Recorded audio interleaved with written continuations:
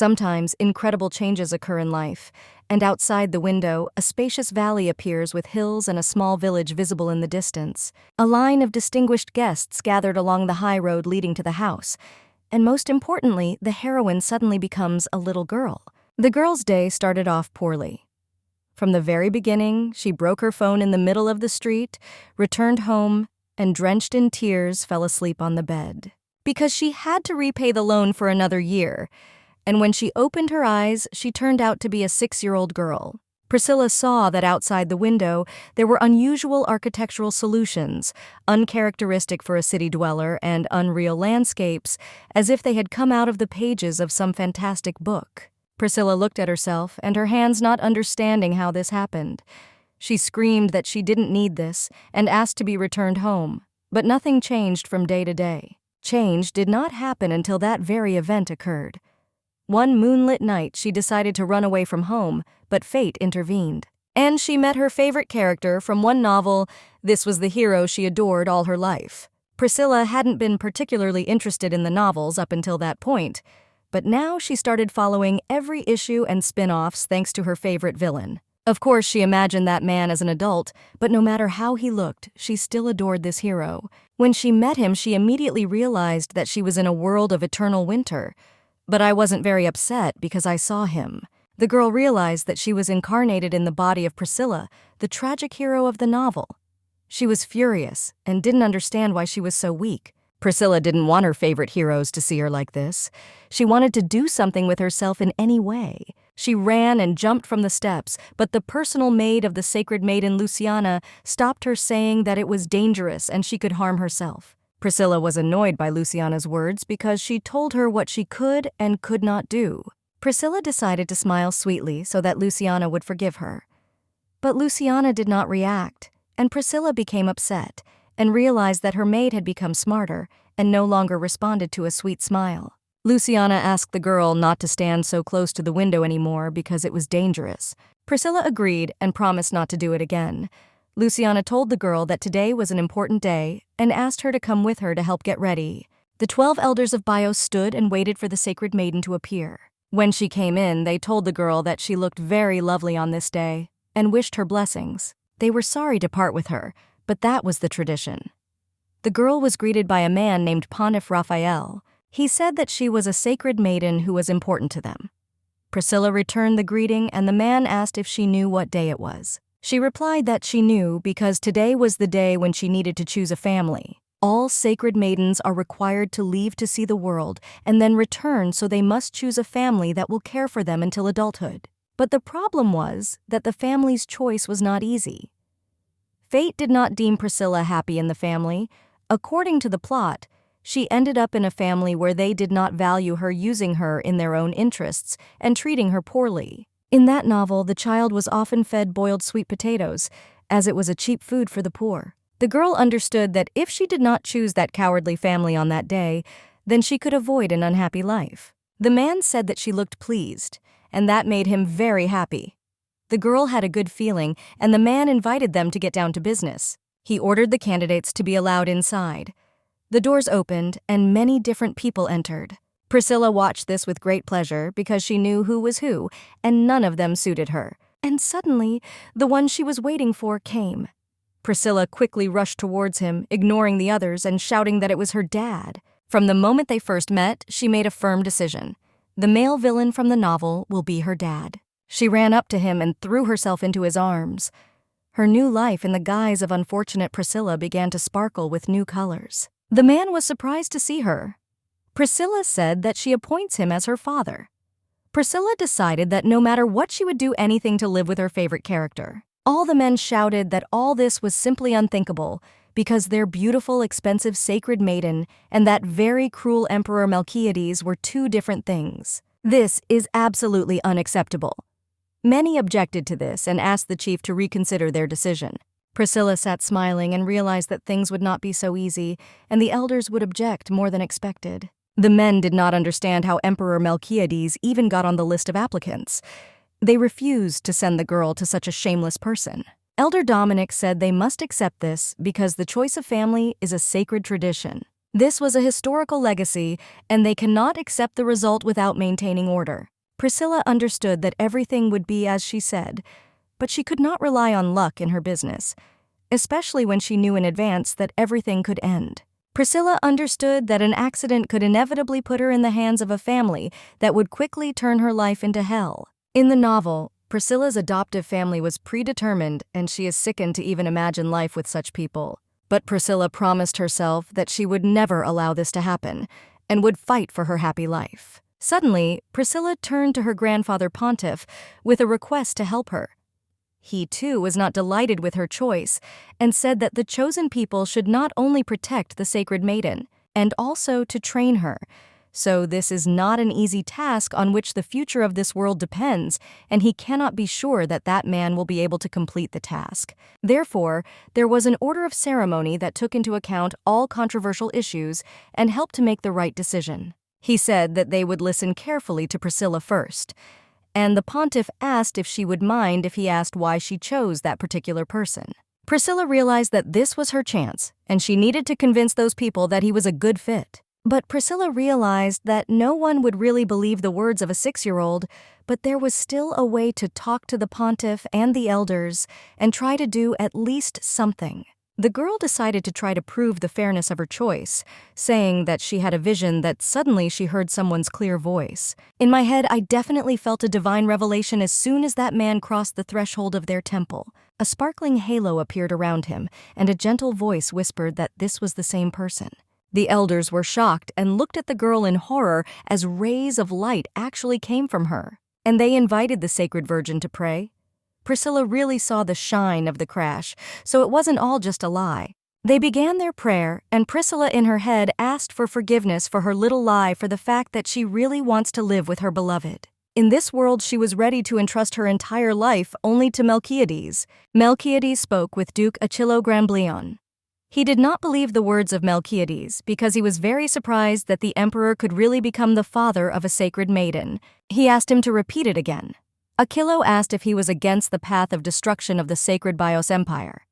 The emperor ordered him to shut up, saying that he too had no words. The emperor did not understand what was happening at all because he did not go there for the child at all. Aquilo asked that His Majesty confess honestly that he had threatened the sacred maiden, and said that no matter how cruel he was, it was impossible to do such a thing.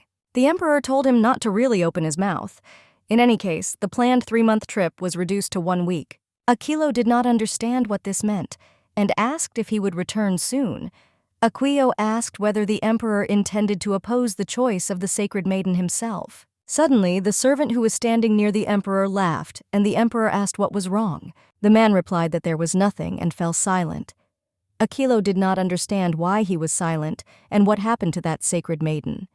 He was very angry. Suddenly, someone came to the emperor, and he told Aquilo that they would talk later. The maid greeted the emperor and said that the venerable sacred virgin had come to him and wanted to see him. Priscilla ran up to the man and hugged him, saying that he was her daddy. She told him that her grandfather said that she could go to him because he was now her new family. The emperor was confused and did not move. Priscilla noticed this. She thought that he was very cute, and that's why people became fans. The man asked what kind of daddy he was to her. The faces of everyone present were filled with shock. The emperor said that he had not yet accepted the girl as his daughter. His servant told him not to say that because her reverence was still a child, and there was no need to treat her like that. But Priscilla told him not to worry about her, because there was no problem. And Priscilla again called the man daddy and said that she really recognizes him. Priscilla said that from now on he was her betrothed father, and asked how he liked her and whether she was doing well. The man was in complete shock, and Priscilla added that there was a big secret. But the elders didn't seem to like it all that much because they said he wouldn't be a good father. But Priscilla said that she was so convincing that they backed down and said that she had something, because she could stand up for him. The servant added that the emperor was very lucky with his daughter. The emperor jokingly asked Sir if he could not wait to die soon after such words, but the man said that there was no way and winked at the girl. Priscilla realized that Callion was still a reliable person. The emperor said that it was surprising that senile people were sometimes right, but he really was a bad father, and you couldn't argue with them on that. So she better go back. After he said this, they were shoved out of the room. Priscilla was very angry because this was not at all what she wanted. She did not understand anything because she thought that Melchiades liked her directness. She didn't understand why he so categorically refused her, and how anyone could refuse her because she was simply a gift from heaven for him. Priscilla didn't understand why he refused, because if he accepted her, then he would have a weapon against the elders without lifting a finger. She will love her daddy, and the elders will tolerate it because she is their sacred maiden. Priscilla denied that her favorite hero could be so stupid. And suddenly, her maid asked if it seemed to her that the emperor was actually just worried about her, because why would he refuse such a tempting offer? Priscilla asked why he should worry about her. The maid said that she did not know, but perhaps it was a sense of duty. After thinking a little, the maid added that perhaps he refused because he was not sure that he could raise a child, and thought that he would not make a good enough family for his mistress. Priscilla realized that she had never even thought about this, and it was quite possible, but it was not at all like Melchiades. Priscilla thought about it and came to the conclusion that most likely he was simply disgusted by the idea that he might have a family because he hates family love and other similar things. She didn't understand how she could solve this problem, because if he continued to refuse, there was no way to force him. Priscilla suggested that she could hang on his leg like a half-smart one, or just tell him honestly about everything. She wanted to help him and promised that she could help him with the knowledge of the future. But I thought that he would just want her to unhook and would never believe that it was true. Suddenly, someone knocked on the girl's room.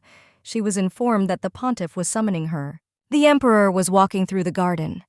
He had a very bad headache, and he thought that he would feel better if he walked a little, but the headache did not go away. He realized that he needed to cool his head before all his emotions got out of his control, and suddenly he noticed that someone was calling for help. It was Priscilla. She was hanging on the edge of the balcony on a piece of cloth and asking for help. The man was surprised to see her and thought that the novice wanted to escape from the temple. Suddenly, Priscilla let go of her hands and began to fall. The emperor caught her in his arms and asked if she was alive. He lowered her to the ground and she thanked him. The man looked into her eyes and saw a lovely scarlet color. Priscilla pounced on him, saying that he was her daddy, and started hugging him. The man began to easily push the girl away from him and asked what kind of daddy he was to her. Priscilla asked him to wait a little, and she would come to him soon. The emperor recalled this and realized that she was not joking. And he thought that she was just crazy, but it all turned out that the sacred maiden was in search of her father. He never would have thought that the situation would take such a turn. The elders said that they had to immediately appoint a normal person as the father of the sacred maiden, and not a villain who has an incomprehensible reputation and who herself does not want to accept the girl. The choice of guardians for the sacred maiden was always a divine right, and rightly so. There have never been any cases of personal choice. This is unacceptable. One of the elders thought so, but suddenly one of the remaining ones hit the table with his fist and said that this was wrong, and shouted about how someone like Emperor Melchiades could be chosen. Another elder asked how he dared deny the sacred maiden's choice. Priscilla sat and thought about what a mess they had made. Their disputes became more and more fierce. They shouted something about the ceremony and how nothing could be more important than the word of the maiden.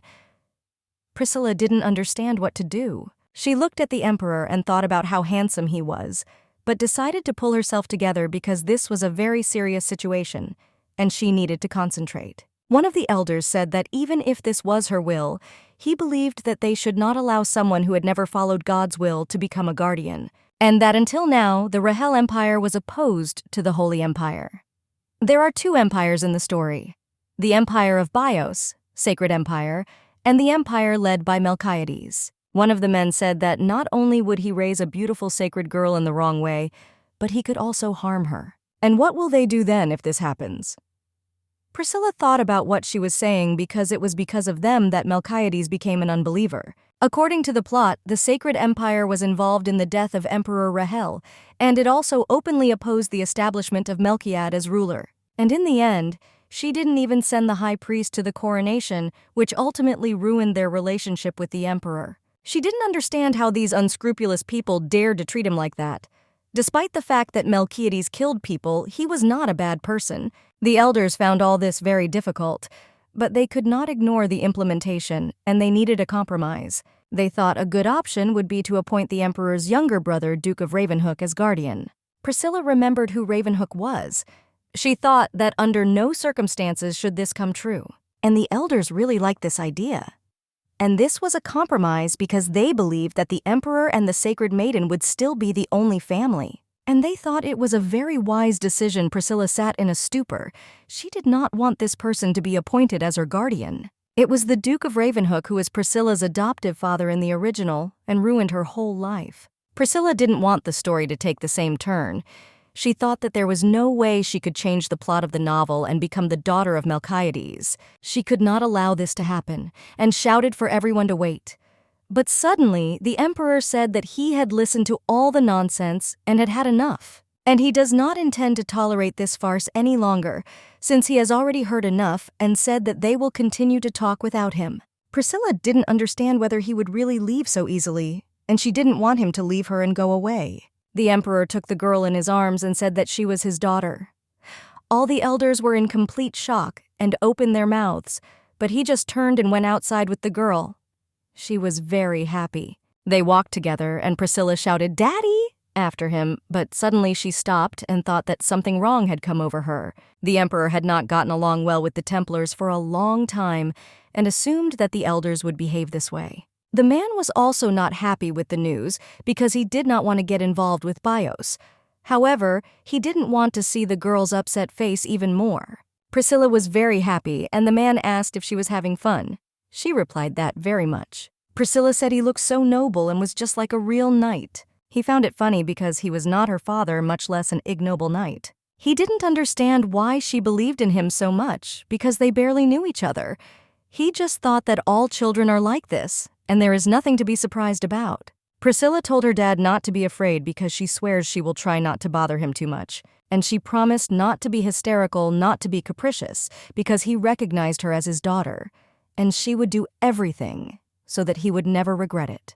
The emperor thought that she was so small, but was already trying to live up to the expectation, and did not understand why she was so afraid of being turned away. He tapped her on the head and said that he didn't need anything from her because all this shouldn't bother her. The man never thought he would become a father and told the girl to follow him. He thought that one child was not so bad, and Priscilla very happily ran after her dad. Priscilla's maid led the girl to the dormitory of the First Order of the Holy Knights. A knight greeted them.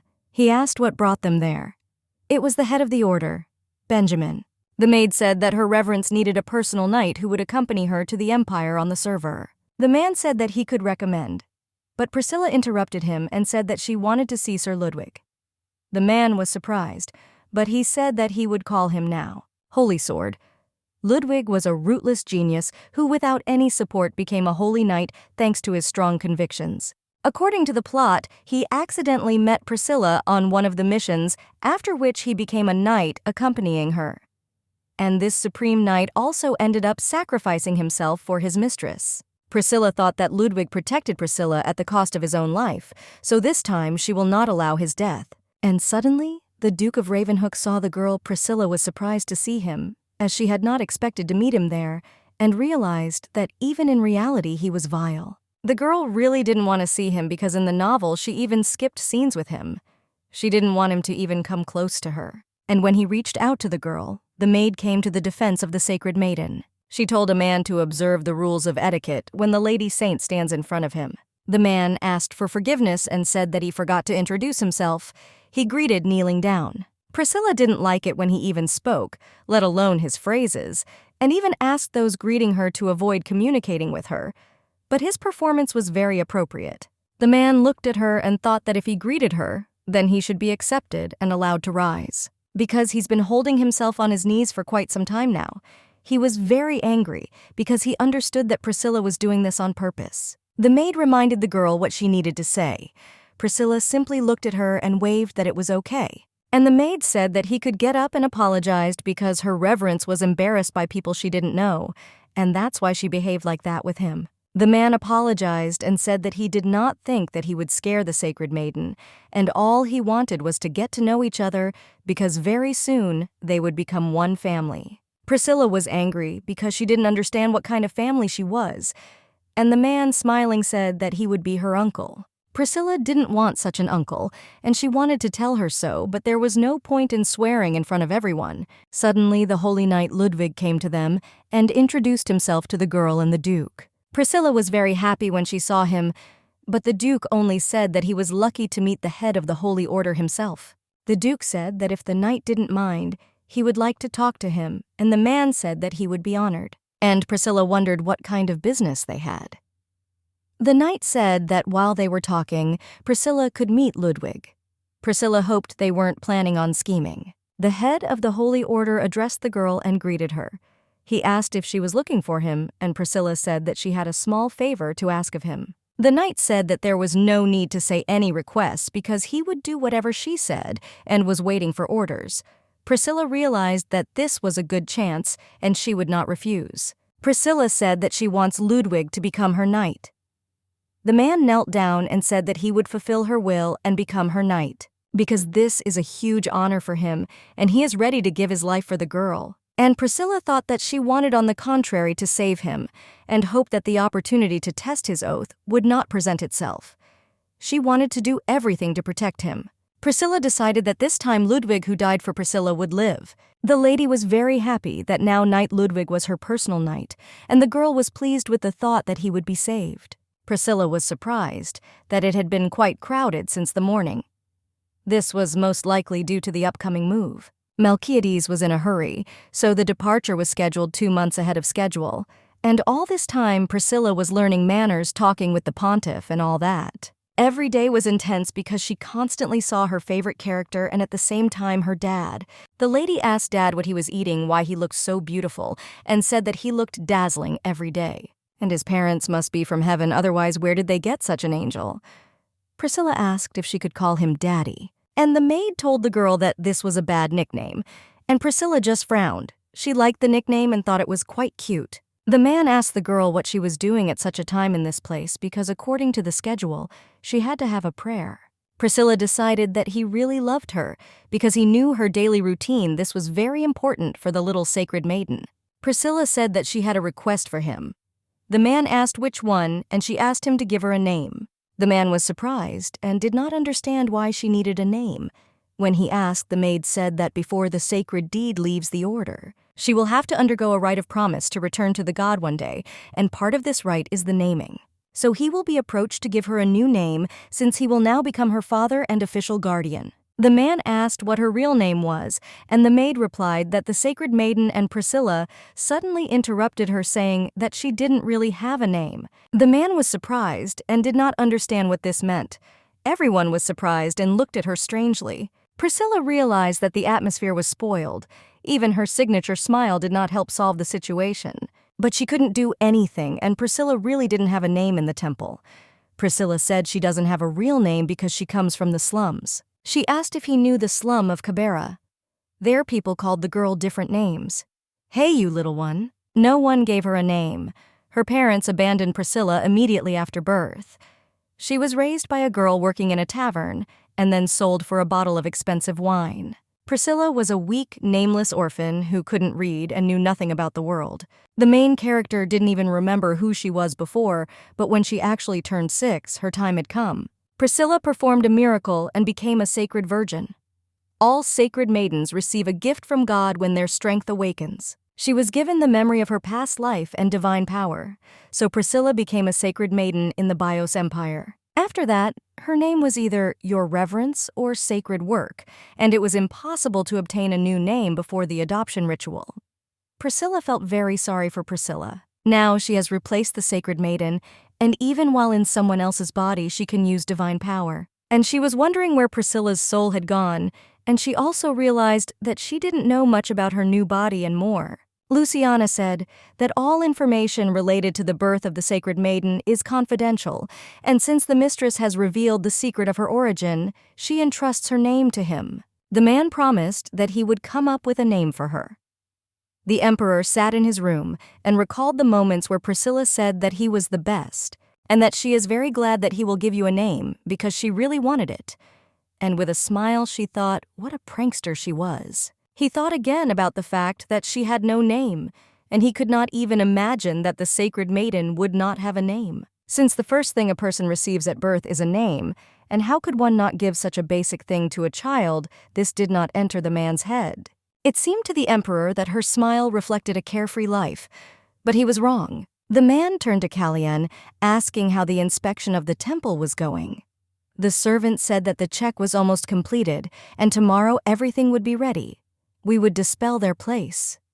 It seemed more than they thought, but everything would go smoothly. Suddenly, the emperor asked, "What about what they were looking for?" Kalyan said he hasn't been able to find anything yet, and the emperor said that this was a specific failure, and most likely it was transported to another place. He hoped so much that the relic was there, and he did not understand where it could be taken. Nothing came to his mind. The man asked what Valentino was doing. The servant said that he was courting the elders of the temple, and it seemed that he probably wanted to become the father of the sacred maiden. Rumors of a conspiracy with the elders turned out to be true as the emperor expected, and the emperor ordered Kalyan to hand over to Aquio so that he would intensify surveillance since Valentino was slowly beginning to let out his claws. Melchiad didn't care what would happen to the empire and to him, because before there was a desire to throw him a handout and see what would happen. But now everything has changed. He found an incentive, and it was his baby. The man swore that he would not give the girl to him and decided to come up with a new name for her. The emperor became very attached to the girl. He turned to Kalyan and said that he needed to go somewhere. Priscilla sat with her maid thinking about what name Melchiades would come up with. She thought about what took him a long time to come up with. And just like that, 3 whole days passed. Priscilla started to get angry because he took so long to come up with a name. The maid tried to calm her down. Priscilla didn't understand why he still hadn't come up with anything, and began to make assumptions that he didn't want to give a name and was sitting there making up excuses. But the maid said that this was impossible. The lady shouted that the ceremony could not be postponed any further because she had to leave for the Northern Empire this week, and she urgently needed a name. The maid said that she should have simply entrusted the choice to the pontiff. Priscilla screamed that she didn't want to because the name was very important to her, and asked the maid if she had read Chun Tzu, which said that when he called her a flower, she became a flower for him. The maid did not understand anything at all. Priscilla again said that this was all taking a long time because she thought that he would give her a name the very next day. And she asked if Kalyan had said anything. Luciana said she asked him about the news, but he didn't bring it up. Priscilla began to think that it was possible that the man had simply forgotten. The girl said that this wouldn't do, and she said that she would go and ask where her name was, because she was tired of sitting and waiting. She started to run and hit her head on the pontiff. The elders were standing next to him. The lady didn't understand what they were doing here. The man said that he wanted to ask the girl something, and she abruptly closed the door. She didn't understand why he came here and what he needed. They told the girl through the doors that she couldn't behave like that. Luciana said it was rude of her. Priscilla opened the doors and allowed them to enter. The elders and the pontiff came in and asked if she was not going to perform the ceremony. She pretended not to understand what they were saying when they asked about the name. And she said that of course she was going to hold the ceremony. They said that it was good that she decided so, and that means she had already decided on a name since it was impossible without a name. There is an order of ceremony. If they miss the right day, they will have to start all over again. And the most favorable day was yesterday, and if today doesn't work out, then tomorrow is the last day. And if they don't meet the deadline, then the next time will be only in 3 months. And until that day, she will remain here alone. Priscilla was in shock and did not understand how or why alone. She told herself that she couldn't live a day without her dad. She's also been alone in this place for 3 whole months, and she said that she doesn't agree. The pontiff told her to try to decide and tell him the name today. Priscilla started running to her dad, thinking that she didn't want to be alone. And I thought about what he might be doing that was taking so long to come up with a name for her. She called him and looked around her but did not see anyone. Priscilla ran to his servants and asked where her dad was. The servant said that if it is about Emperor Melchiades, then he is not there. Priscilla screamed and asked where he was, but they said that they didn't know either. The little girl didn't understand how this could happen and ran up to Kalyan to ask where her dad was. He said that the emperor was now in the library. Priscilla thanked Kalyan and ran very quickly to the library. The maid shouted at her not to run so fast because it was very dangerous. But Priscilla didn't hear anyone. She only needed her dad. When she ran to the library, she didn't understand where her dad was and why he came to the library. She didn't understand what he was doing there. If he wanted to read, then that's strange because he's not a fan of literature. Priscilla was looking for him and suddenly noticed him. Priscilla noticed that he was sitting on the sofa asleep holding a book in his hands. She ran up to him and took his hand. It was wonderful. Since it was the first time she caught him sleeping, he was handsome even when he was sleeping. She looked at the books that stood next to him, and she wondered what kind of books they were. The girl began to read and saw books about the sacred maiden and the first light that illuminated the world and the history of the sacred Bios Empire. Priscilla realized that these were all most likely history books. She didn't understand why he was reading this and suggested that perhaps he was collecting information for her name. Taking one book, she saw that a piece of paper had fallen to the floor on which Priscilla was written. The sacred maiden in the novel was named Priscilla, and she thought that he wanted to name the girl by the same name. She didn't know if it was a coincidence, and according to the plot, Melchiades had nothing to do with the choice of name for the heroine of the novel. Priscilla didn't understand how this was possible. She suggested that perhaps contrary to the course of events, the names do not change and the characters remain the same. She was very curious about it. She watched her dad sleep and thought he was really handsome and thought he was such a big eater. And suddenly the emperor woke up. Priscilla asked if he slept well. He asked if he was still sleeping, but Priscilla said that he was awake and she was next to him. The man came to his senses, and Priscilla said that she had urgent business with him. Priscilla came closer and asked if he had chosen her new name. He asked if that was all she came for. And Priscilla said that everything was serious because the pontiff came and demanded to decide on a name. If she doesn't cope by tomorrow, she will stay there for another 3 months, and they won't let her go to him. The man didn't react. Priscilla asked if he could hear her. The man answered in a calm voice that he could hear everything perfectly well. Priscilla asked again if he had chosen a name for her. The man was silent, and Priscilla stood waiting for an answer. The emperor replied that he had chosen Priscilla was very happy, and asked what kind of name it was. The man told her to bring him a piece of paper. Priscilla ran after him. The emperor took a pen in his hand and began to write. Priscilla was very surprised because she saw that the piece of paper said Amelia and not Priscilla. She didn't understand why this happened. Dad asked the girl if she liked the name. At first he thought she didn't like it, but Priscilla said that she really liked it and it was very beautiful and asked if that was really her name now. The man said that it would become her name only if she didn't mind, and Priscilla thought about how she could be against it if she really liked the name her daddy chose for her. Priscilla thanked her dad, and suddenly Callian and the maid Luciana appeared from behind. They said it was very cool that the little lady liked her name. Callian said that the emperor very carefully chose a name for his daughter, did not sleep at night, kept leafing through books in search of a name, and all in order to give her the best name.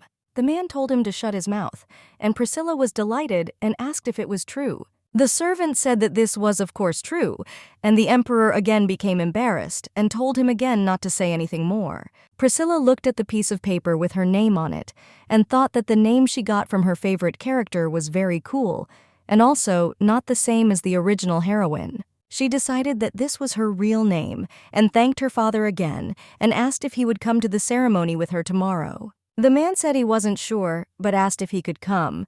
Priscilla was surprised and said that of course he could. And even if the elders forbid him to come, she allows him to come since he is her daddy and cannot miss such an event. Priscilla asked him to come.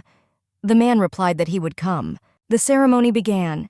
The pontiff said that they are awaiting the return of God's child and they extol her name. Following the will of the Great Mother, they promise to return to Bios after they see the entire vast world of the great goddess. And they burned a piece of paper with her name on a blue fire.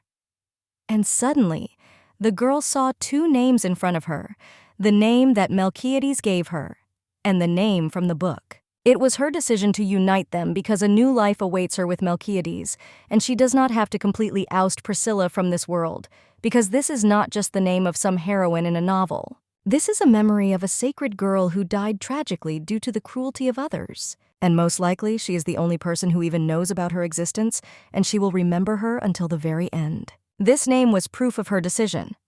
The pontiff continued to say prayers and ended it all with the word Amen, saying that she was leaving this place. When they were about to leave, the emperor asked the girl if she was sad to leave. Priscilla was happy because her dad was worried about her, and replied that she was not at all since she was going with her dad. She said she was touched.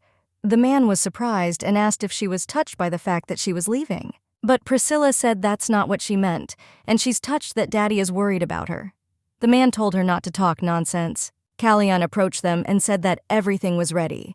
The man told the girl that she was leaving this place and she would have to say goodbye to everyone. She didn't want to, but decided to do it only because Melchiades said so.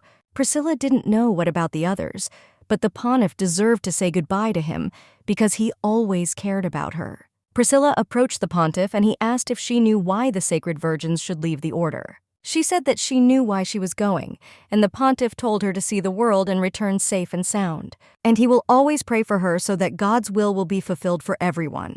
Priscilla thanked him for such words and told him not to get sick hugging his grandfather. And Priscilla casually thanked the other elders. The emperor said that he had to go and he and the girl went. It was difficult for the girl to believe that she was really parting with her disgusting sacred empire and wished them all the best. Priscilla ate delicious food and thought about how good she felt.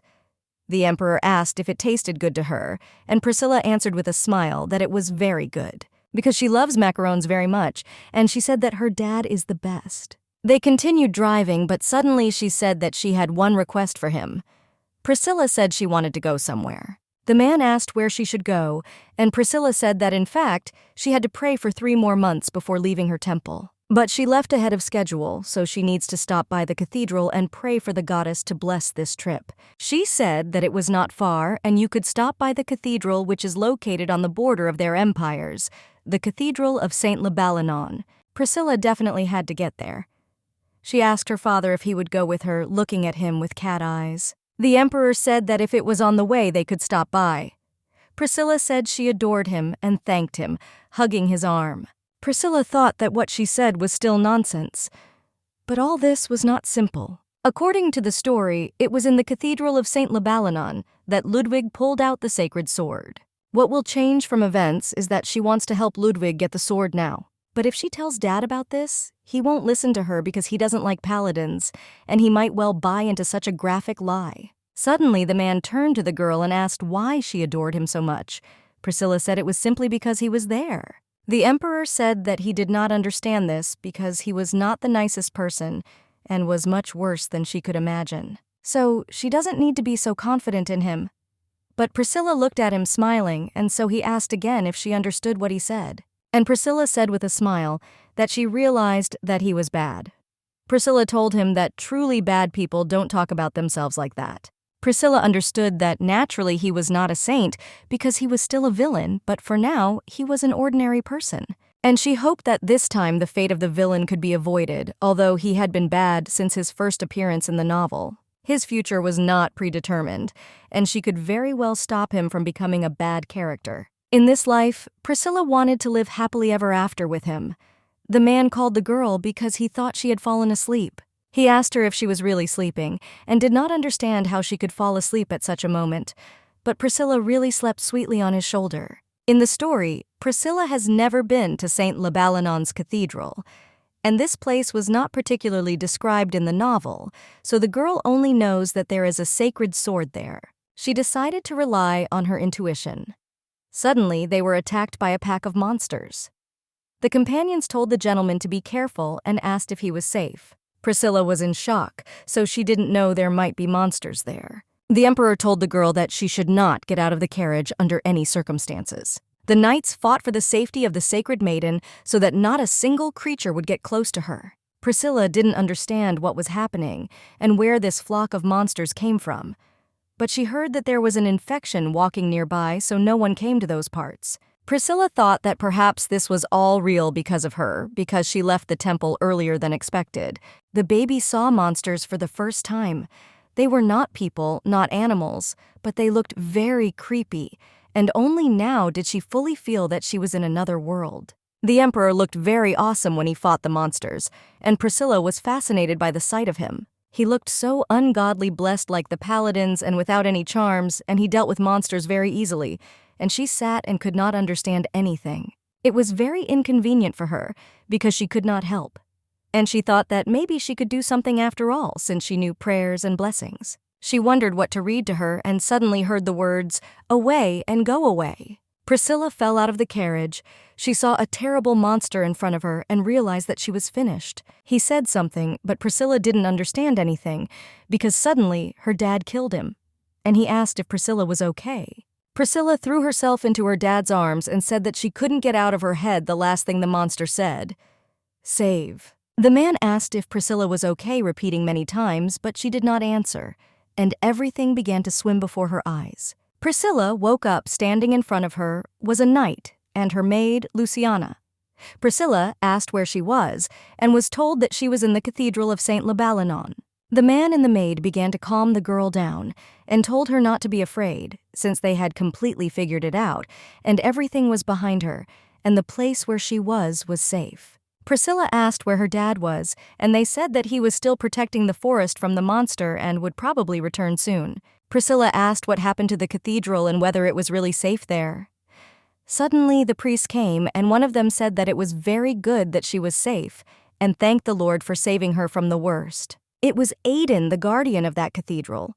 Priscilla asked if he was the head of that cathedral, but he said no, because a month ago their head died defending the cathedral. Monsters appeared around the cathedral about 3 months ago, and they tried to defend themselves, but now they were suddenly left without provisions. A difficult fate befell them, and the head of the order did not survive it, unfortunately. Now they are holding on only thanks to the protection of the sacred sword. They did not even hope that the sacred Iadea would honor them with its presence. They said that thanks to her, they were saved.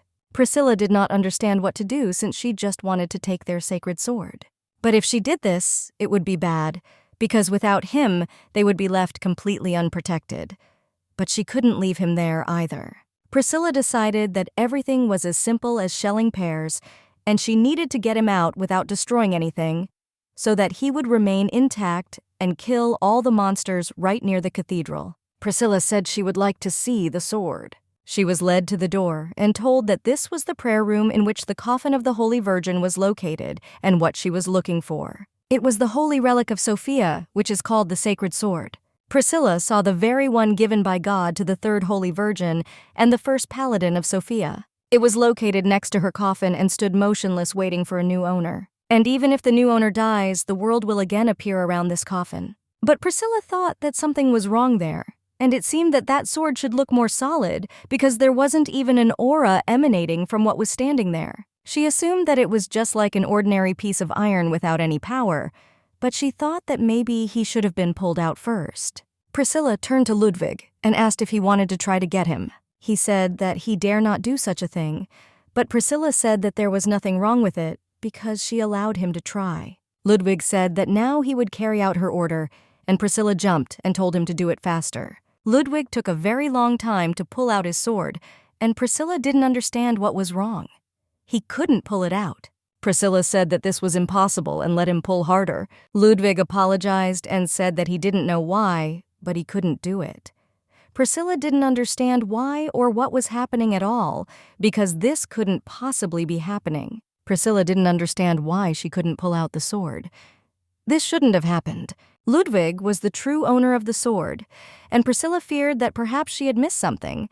Ludwig asked the girl how she was feeling, and suddenly Priscilla told Ludwig and Luciana that she wanted to be alone. In fact, Priscilla was wondering what she might have missed. After all, in the novel, Ludwig was definitely the owner of the sword, but only when he appeared the sword was already with him, and how the sword ended up in the knight's possession, Priscilla did not know. Although she was no longer interested in finding out such details when she read the novel, and the problem was that all her attention was focused on Melchiades. However, for Ludwig's sake, she will have to take the sword with her.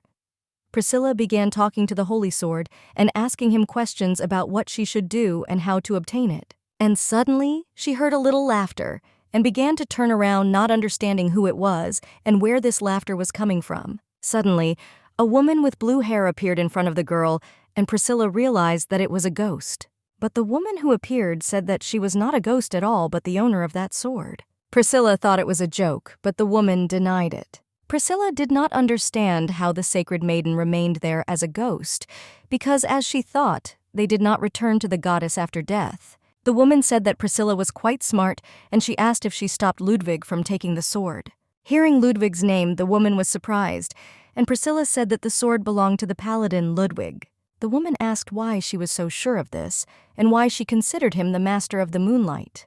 Priscilla said it was just her opinion, and the woman asked if it was because she knew the future. Priscilla asked how the woman knew this, but she said that it was a secret, and that the only person in the world who knew the future was her. And she asked what Priscilla was going to do.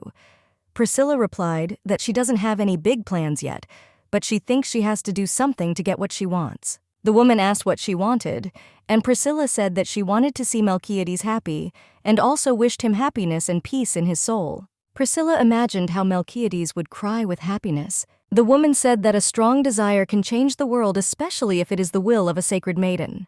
Priscilla now understood how the woman became the first paladin, and they continued their conversation. But suddenly, everything around became dark, and Priscilla asked where Sophia was. She noticed that something was shining bright blue.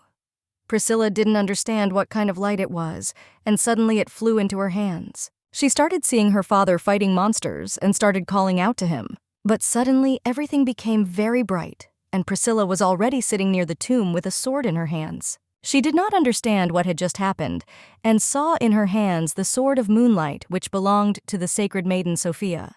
Priscilla didn't understand how this happened because Ludwig was supposed to pull the sword, but she decided that now was not the time to look into it. Priscilla walked up to Ludwig and shouted that she saw her dad was in trouble. Ludwig and the maid were very surprised that Priscilla was holding a sword in her hands. The emperor fought the monsters and wondered if his daughter Amelia had come to her senses. Because anyone who sees a monster for the first time gets scared or falls into a stupor. And why doesn't that little girl who was trembling with fear go out of his head? The man realized that most likely he really took her for his own daughter. It wasn't like him. Callion approached the emperor and told him that the monsters were escaping and asked if he should follow them. The emperor ordered the destruction of every single one because he was very furious over what happened to his daughter. They were following the monsters on horseback, and Callion decided to ask if they should look into the village that was visible ahead. The man saw the village and realized that it seemed that the monsters had already managed to destroy everything there, and ordered to check if there were survivors. After they checked the village, they realized that there were no signs of life, and no one seemed to have survived. But Callion noticed something strange there. He said that if the monsters still attacked people, then they should have left corpses, but they didn't. The emperor shouted to Callion that it was a trap, and they were suddenly attacked by monsters. Callion told the emperor to flee from there, but suddenly a strange purple ring appeared under the emperor's feet, which emitted light and blinded the knights. They began to call the emperor, but he did not answer them. He realized that from the very beginning he was a target. His body did not listen to him. A voice addressed him and said that he was his son. The emperor did not understand what kind of madness this was. He had a very headache he called Callion, but he didn't understand what was happening. The emperor ordered everyone to leave there very quickly. Callion ordered everyone to go back and away from the emperor. And suddenly the knights noticed a large monster behind the emperor. The emperor began to run away from there, not understanding where the monsters came from because he had never seen such strange monsters. He understood that Callion and the knights could not cope with such monsters, so he had to deal with them himself. Melchiades realized that in order to win, he needed to aim straight at the core in the middle and hit only there. He took his sword and began to hit it, but noticed that the monster did not have a core. He didn't want to believe that he would die right there, although it wasn't that important because no one would miss him for sure. But he remembered the girl, and I realized that no one would care except the little girl. The emperor realized that there was a person who cared about him, and this was his incentive to survive. Suddenly, the emperor saw that someone was killing the monster with a bright blue light. The man saw that the monster was dead and heard the words of his girl who was calling him, and at the side of the holy knight with a sword in his hands. Priscilla ran up to Dad screaming to see if he was okay and if he was hurt. She screamed that she was afraid something terrible might happen and hugged her dad with tears in her eyes. He didn't understand what was happening. As soon as Priscilla touched him, the madness disappeared as if it had never existed. Callion ran up to them with the knights, and they were glad that everyone was safe. The emperor asked Amelia why she came there, but Priscilla said she was worried because he had gone to a dangerous place without her. And she said that he was an adult and didn't understand what he was thinking, And didn't he really know that he couldn't go to such places alone? She said that he needed to be taught everything, and now she wouldn't let him go anywhere alone. Priscilla shouted that Dad was a fool and that he should no longer go to such dangerous places. She asked him to promise her that he would no longer walk on his own. The man was surprised and realized that Priscilla had just scolded him, and she wanted him to answer her whether he understood or not, and whether he promised her that this would not happen again. He said that he understood her, and they agreed. When Priscilla took the sword in her hands, a vision came to her of a maddened Melchiades cutting down everyone indiscriminately, both people and monsters. On the way there, she realized that it was there that he received his scar described in the novel. But Melchiades, who stood in front of her, was safe and sound, and she realized that she was able to save him. He certainly lost his distinctive feature, but remained perfectly beautiful. Priscilla praised herself that she had done well and was able to save him. The temple keeper told the girl that he had sent a letter to her temple and thought he would receive a response within a week. And Priscilla asked if it was true that it was the magic of sending letters and said that it was quite convenient. The man said it looked easy, but in reality it requires a considerable expenditure of divine power, and his strength is not enough. Therefore, he decided to teach her this method because she has no problems with the amount of divine power, and this may be useful to her in the future when she learns to write. Priscilla said that she suddenly became interested in asking him if monsters could talk. The man was surprised and asked why they should have spoken.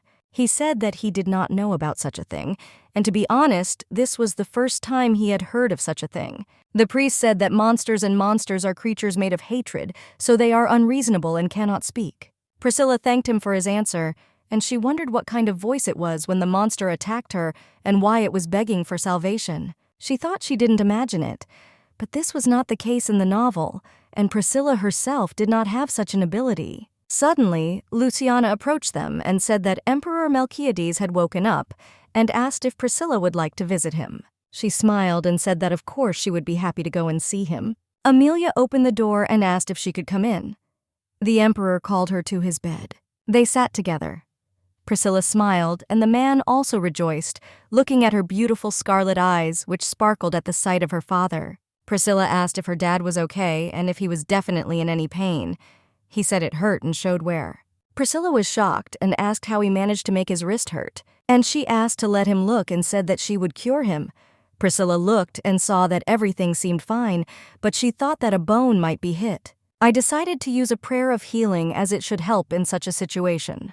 Priscilla began to pray, calling on the goddess for mercy, holding Dad by the wrist, and asked her to show her a miracle healing. Priscilla saw the light and said that everything worked out for her, and now she shouldn't hurt. But the man looked at her strangely, and Priscilla asked how it was that he was still in pain, because she prayed as she was taught. She didn't understand what to do now. At first, she thought there was something wrong with prayer or with divine power. But the man laughed, and Priscilla didn't understand why he was laughing, and looked at him in surprise. But she realized that probably nothing really hurt him, and he just decided to make fun of her. The man continued to laugh, and Priscilla shouted that this should not be joked about. But he said that he was not joking, and Priscilla threatened that she would not be fooled a second time. The man said that it was no joke, but he really was in pain. Priscilla thought that he must be talking about the same blood curse that he had suffered from all his life. Priscilla knew the cause of the pain, but there was nothing she could do about it. And suddenly, Priscilla put her hand to the emperor's forehead, and he asked what it was doing. She said that she had heard people say that for recovery there is nothing better than a mother's hands. She said that although she was not his mother, she decided to try. Priscilla put her hand up and said to wait. She hoped that something might work out for her since she is a sacred maiden after all. A few minutes later, Dad told her that it really did help and that he was feeling better. He praised her and said that she had golden hands. Priscilla was very happy and could not believe that she was seeing such a happy face of Melchiades. She even thought it might be a dream, and the man suddenly asked Amelia if he really didn't scare her at all. But Priscilla firmly said that he did not scare her in any way, and in general, he shouldn't scare her. He said that this was good, since he really shouldn't scare her and she shouldn't be afraid of him. Suddenly, Kay Allian came into the room and apologized for disturbing him. The emperor said that he hoped that he had an important enough reason to burst in like that and told him to lay it out. Callian said that Sir Vericto had come to him. Viricto bowed before the emperor and greeted him since they had not seen each other for a very long time. Priscilla was shocked because it was the first time she had seen the Ice Knight Viricto, and he was actually real. Melchiades had 4 distinguished knights in his service. Ice Knight Viricto was one of them. This man had not only abilities but also intelligence, and was also extremely devoted to the emperor. Priscilla thought that she had met Callian Viricto, and perhaps other knights would appear very soon. She was very interested to see them, and she was looking forward to this moment with joy. The emperor told the knight that he was late, but the knight asked for forgiveness and said that they had some minor problems along the way, because they discovered one destroyed village on the border and found one strange child there. They took him with them and calmed him down, just in case. Priscilla was very surprised when she heard something about a baby from a destroyed village. It seemed something familiar to her. Priscilla began to remember and looked behind her to see the boy there. She realized that this was probably the main character of the novel.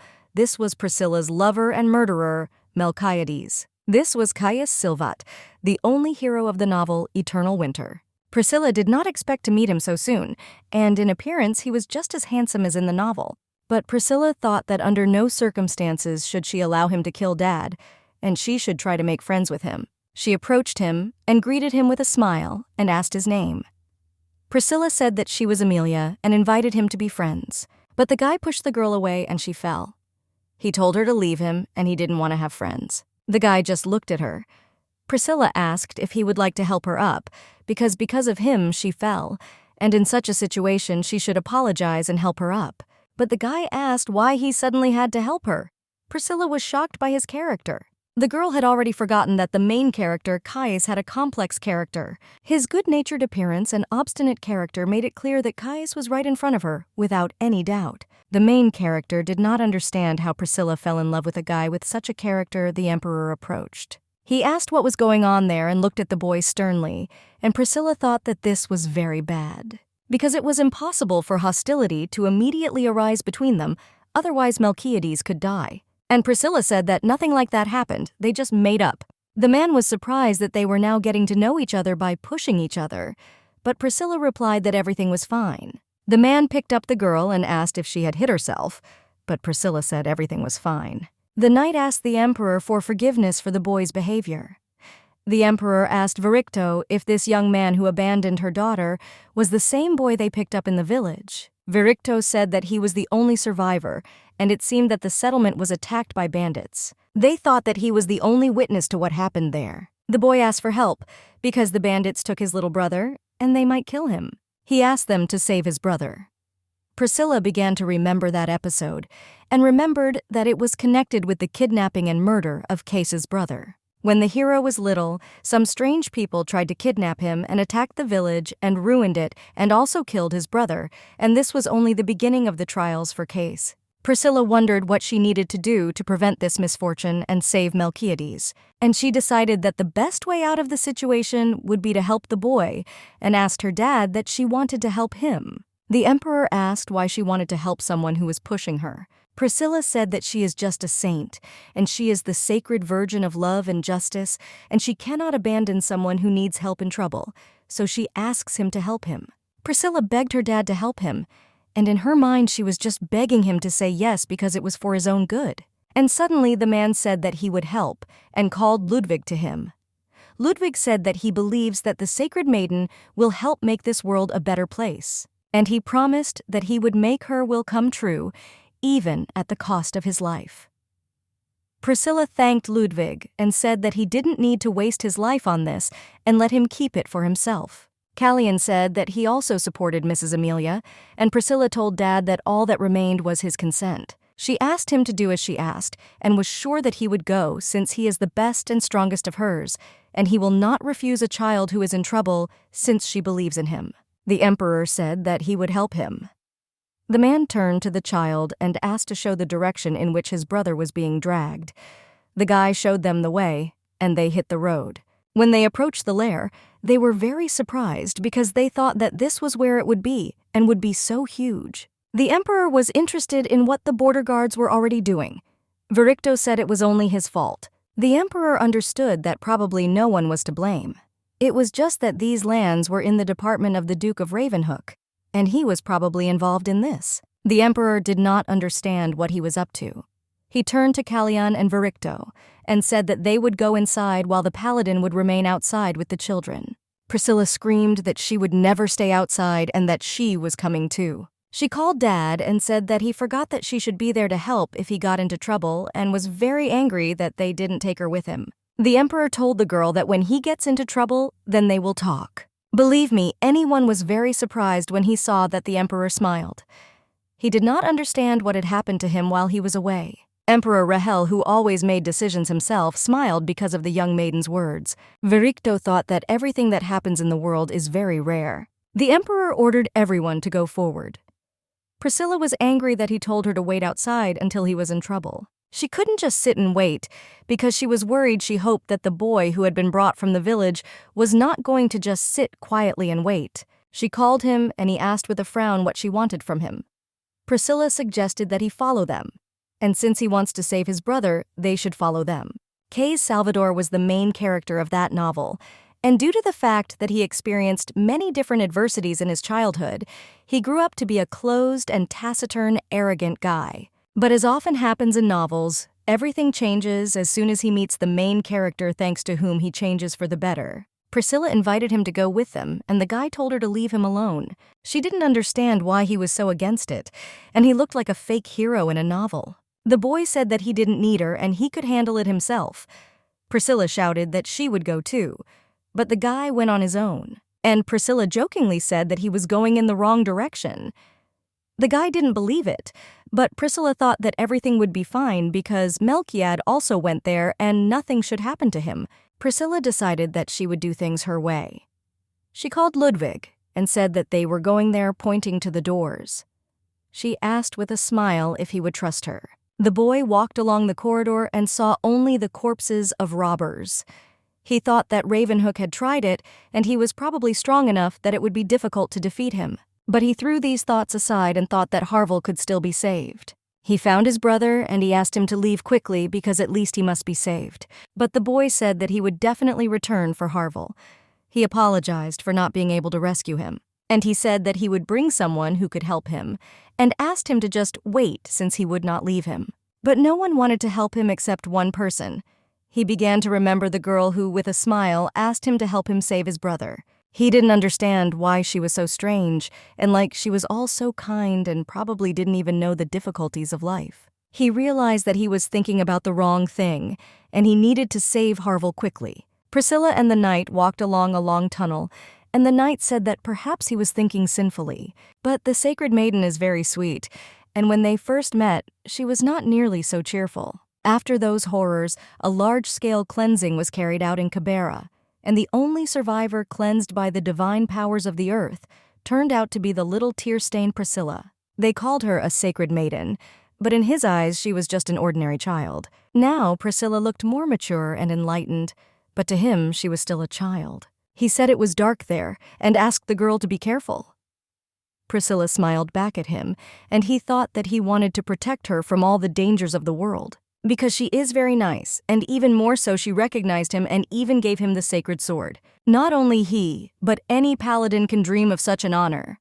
Ludwig was glad that he received the gift before Emperor Melchiades. The knight did not spare his life to protect the girl.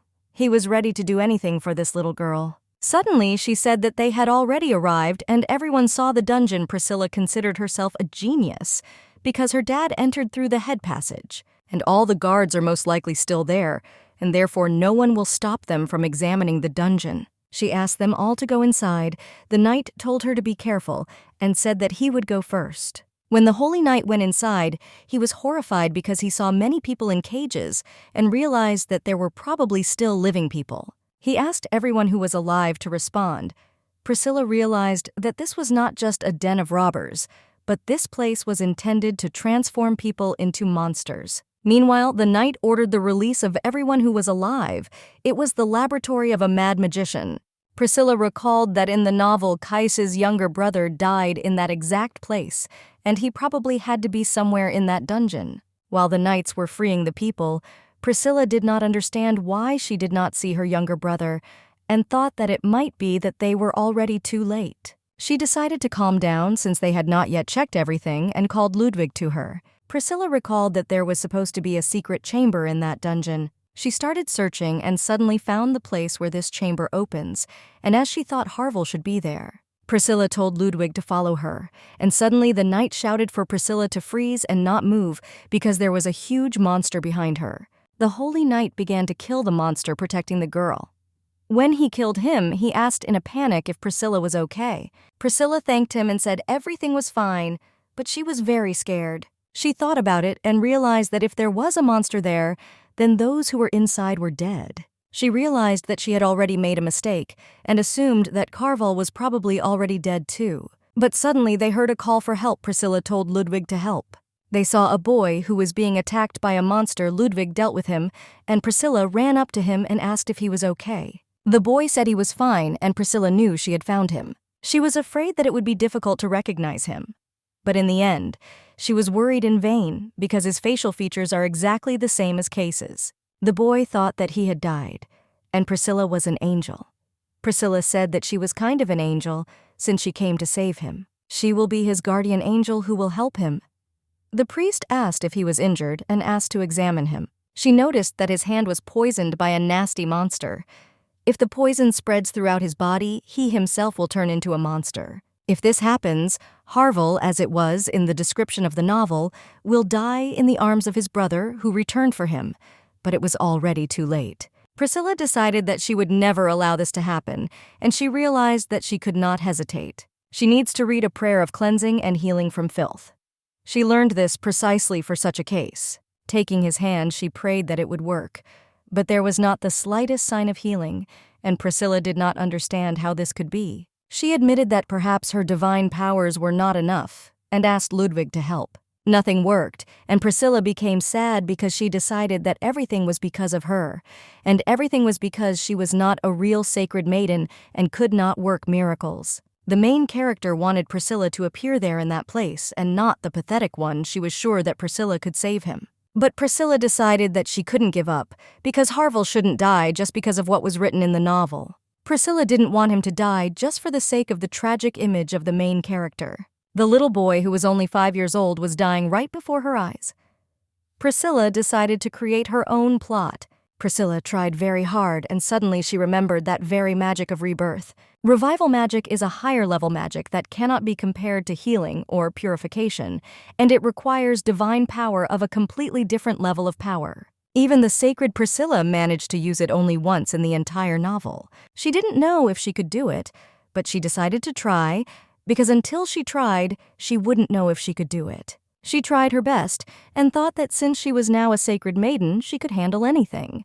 Peace and purity of thoughts were important for prayer. Priscilla tried to calm down and began her prayer, asking for the goddess to hear her and protect the precious life she created, asking her to breathe life back into his body. Suddenly, Sophia appeared next to the girl and told her to pray sincerely, and then that boy would survive because the goddess would certainly listen to her prayer. Suddenly, a very strong light appeared.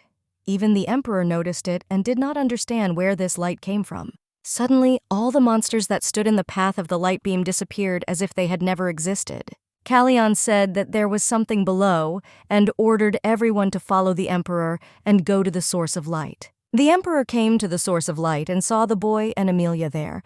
A very bright aura emanated from her. Priscilla saw her dad smiled and fainted in her father's arms.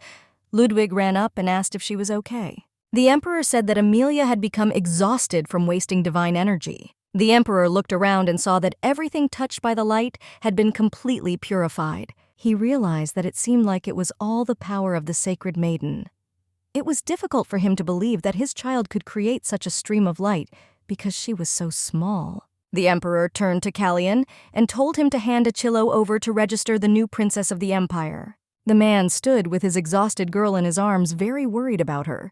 Callion told the emperor that the entire region had been cleansed with the help of divine power. The surrounding area was cleared for quite some time, but only the priest from the temple can say exactly which one. The emperor asked Callion if he had ever seen divine power. Callion said that he had never seen it, and the emperor said that he too was surprised, and it was extraordinary power. In this light, power was not mentioned even in ancient manuscripts, and even taking into account the special talent of the sacred maidens, their powers were hardly different from the powers of the high priest. But what he saw that day was much purer and more powerful than any priest. The emperor wanted to know all the details about the sacred maiden. Callian understood him and asked if he should convey this to Aquilo. But the emperor said that there was no need to do this, and that he should not tell anyone about what he saw then in prison.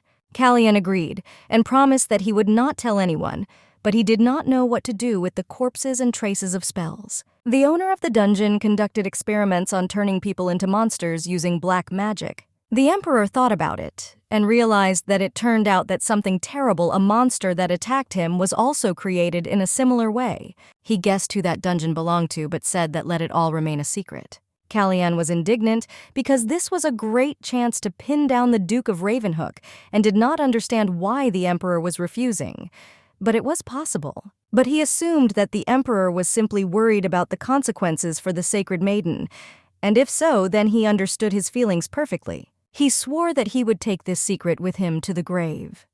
The emperor was embarrassed because as soon as the conversation turned to Amelia, Callian immediately began to go into the wrong step. He made the emperor nervous, but suddenly someone knocked.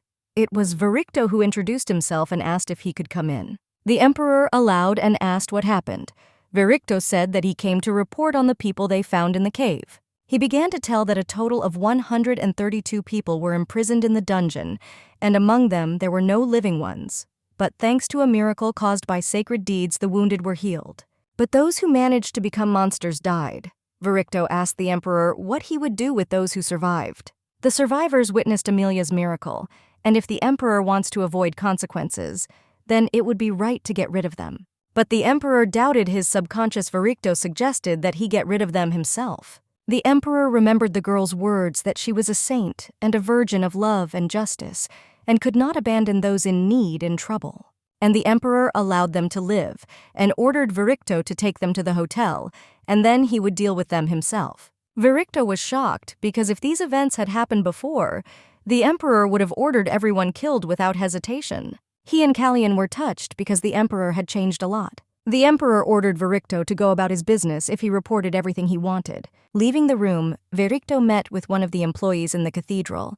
The guy said that he came to convey that priest Aiden had finished treating the sacred maiden. The emperor stood up from such information, but the guy said that there was one but, and that despite the fact that she was healed, she had not woken up yet. Everything collapsed in the emperor's head. The priest tried to calm them down, saying that this was a temporary illness that arose after a great miracle, and that even for an adult it would not have been easy. But here was little Priscilla. He said that such symptoms often appear when there is an excessive expenditure of strength, and unless, of course, there is internal damage, then she will wake up on her own as soon as her strength is restored. The emperor said that this meant nothing to him, and demanded that he answer specifically when she would wake up. The priest said that this could not be assumed for sure. The emperor was furious, took the sword, and brought it closer to the priest's face. Callian told him not to kill him because he could not do it in the presence of the sacred maiden. But the emperor did not hear anyone and asked the priest if he wanted to tell him that nothing could be done and everything was lost. The priest said in a trembling voice that this was not what he meant, and that his reserves of divine power were definitely not enough to replenish even a quarter of the amount that the maiden had spent. The emperor looked at him furiously, and the man said that in such cases you just need to wait. When the strength was restored naturally, he assured him that everything would be fine with her, but no one would give an exact time frame. The man put the sword back and ordered him to leave immediately. Callian asked whether he should deal with them, but the emperor said that nothing needed to be done, since he had already dealt with his anger and took it out on this priest. He approached the girl and realized that he had given her a name, but he never called her that because as soon as their eyes met, Priscilla was always the first to immediately go to him shouting that she saw her daddy. The emperor turned to Callian and said that they needed to write a letter to the Holy Empire. Callian did not understand why he should write to them, and the emperor said that the sacred maiden Amelia performed a miracle and saved 132 lives. But she lost consciousness and asked him to tell them to send a healer. Callian asked if he was sure that everything needed to be conveyed the way he said, because if they know that experiments on people were carried out on the territory of the Northern Empire, it is unknown how the temple will react to this, And is it really ready to take such risks for the sake of the sacred maiden? It was clear from the emperor's face that he wanted this, and Kolyanu said that he would send the message right away. And he went to carry out the task, and the emperor approached the girl. The emperor was sitting with the girl. Previously, he had hoped so much that he would not have to ask for help from the Holy Empire, but he had to for the sake of his baby. He stroked the girl's cheek and asked her to come back to him as soon as possible. And in the girl's subconscious, there was a story about how Priscilla escaped. She didn't understand whether she was seeing a dream or memories. Ludwig shouted at her that she needed to leave, since she must save herself and prove to everyone that she is not a witch, and she just needs to return her divine power. Ludwig was very hurt and said that he didn't care, and he would try to buy her time so that she would survive because she had to do it. And he asked her to promise him that she would do everything as he said. The girl cried because she understood that it was all because of her, and if it weren't for her, this would not have happened. She was ready to die there herself.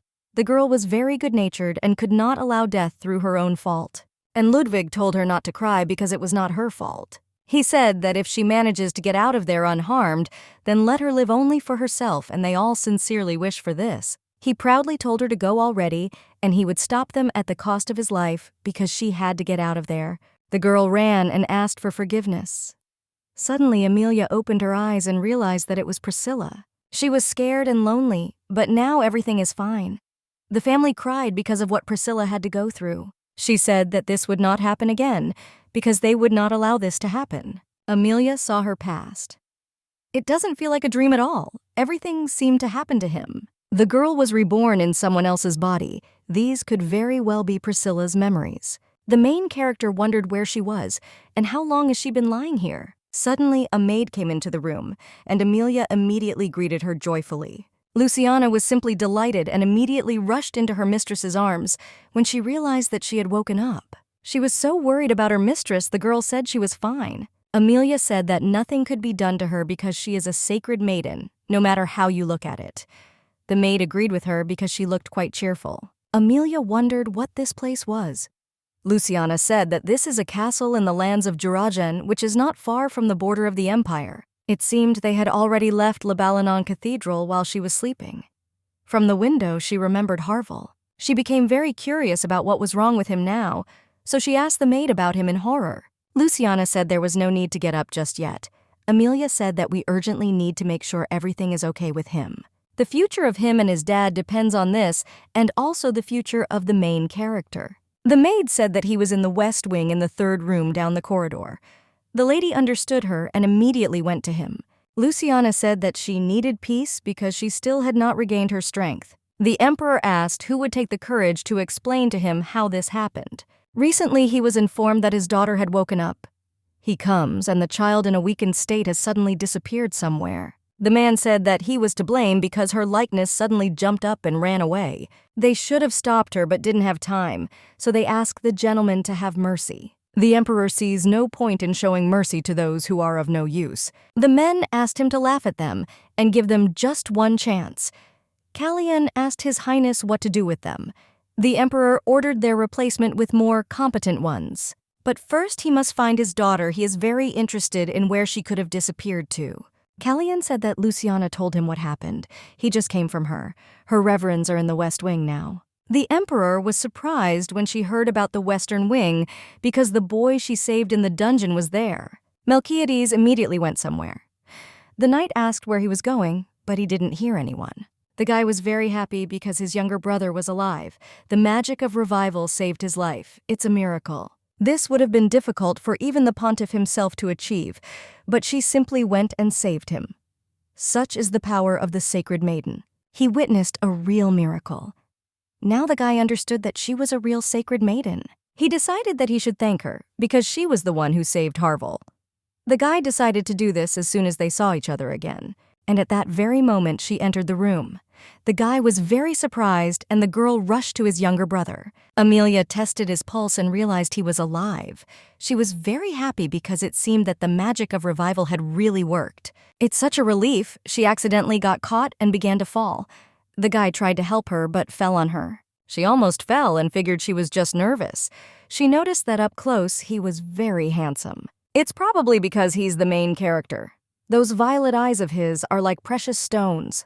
A real handsome guy. Amelia wanted to tell him that he was really handsome, and she would like to look at him in about 10 years. The guy didn't really understand what she was talking about, and the little girl said that he would grow up and definitely become.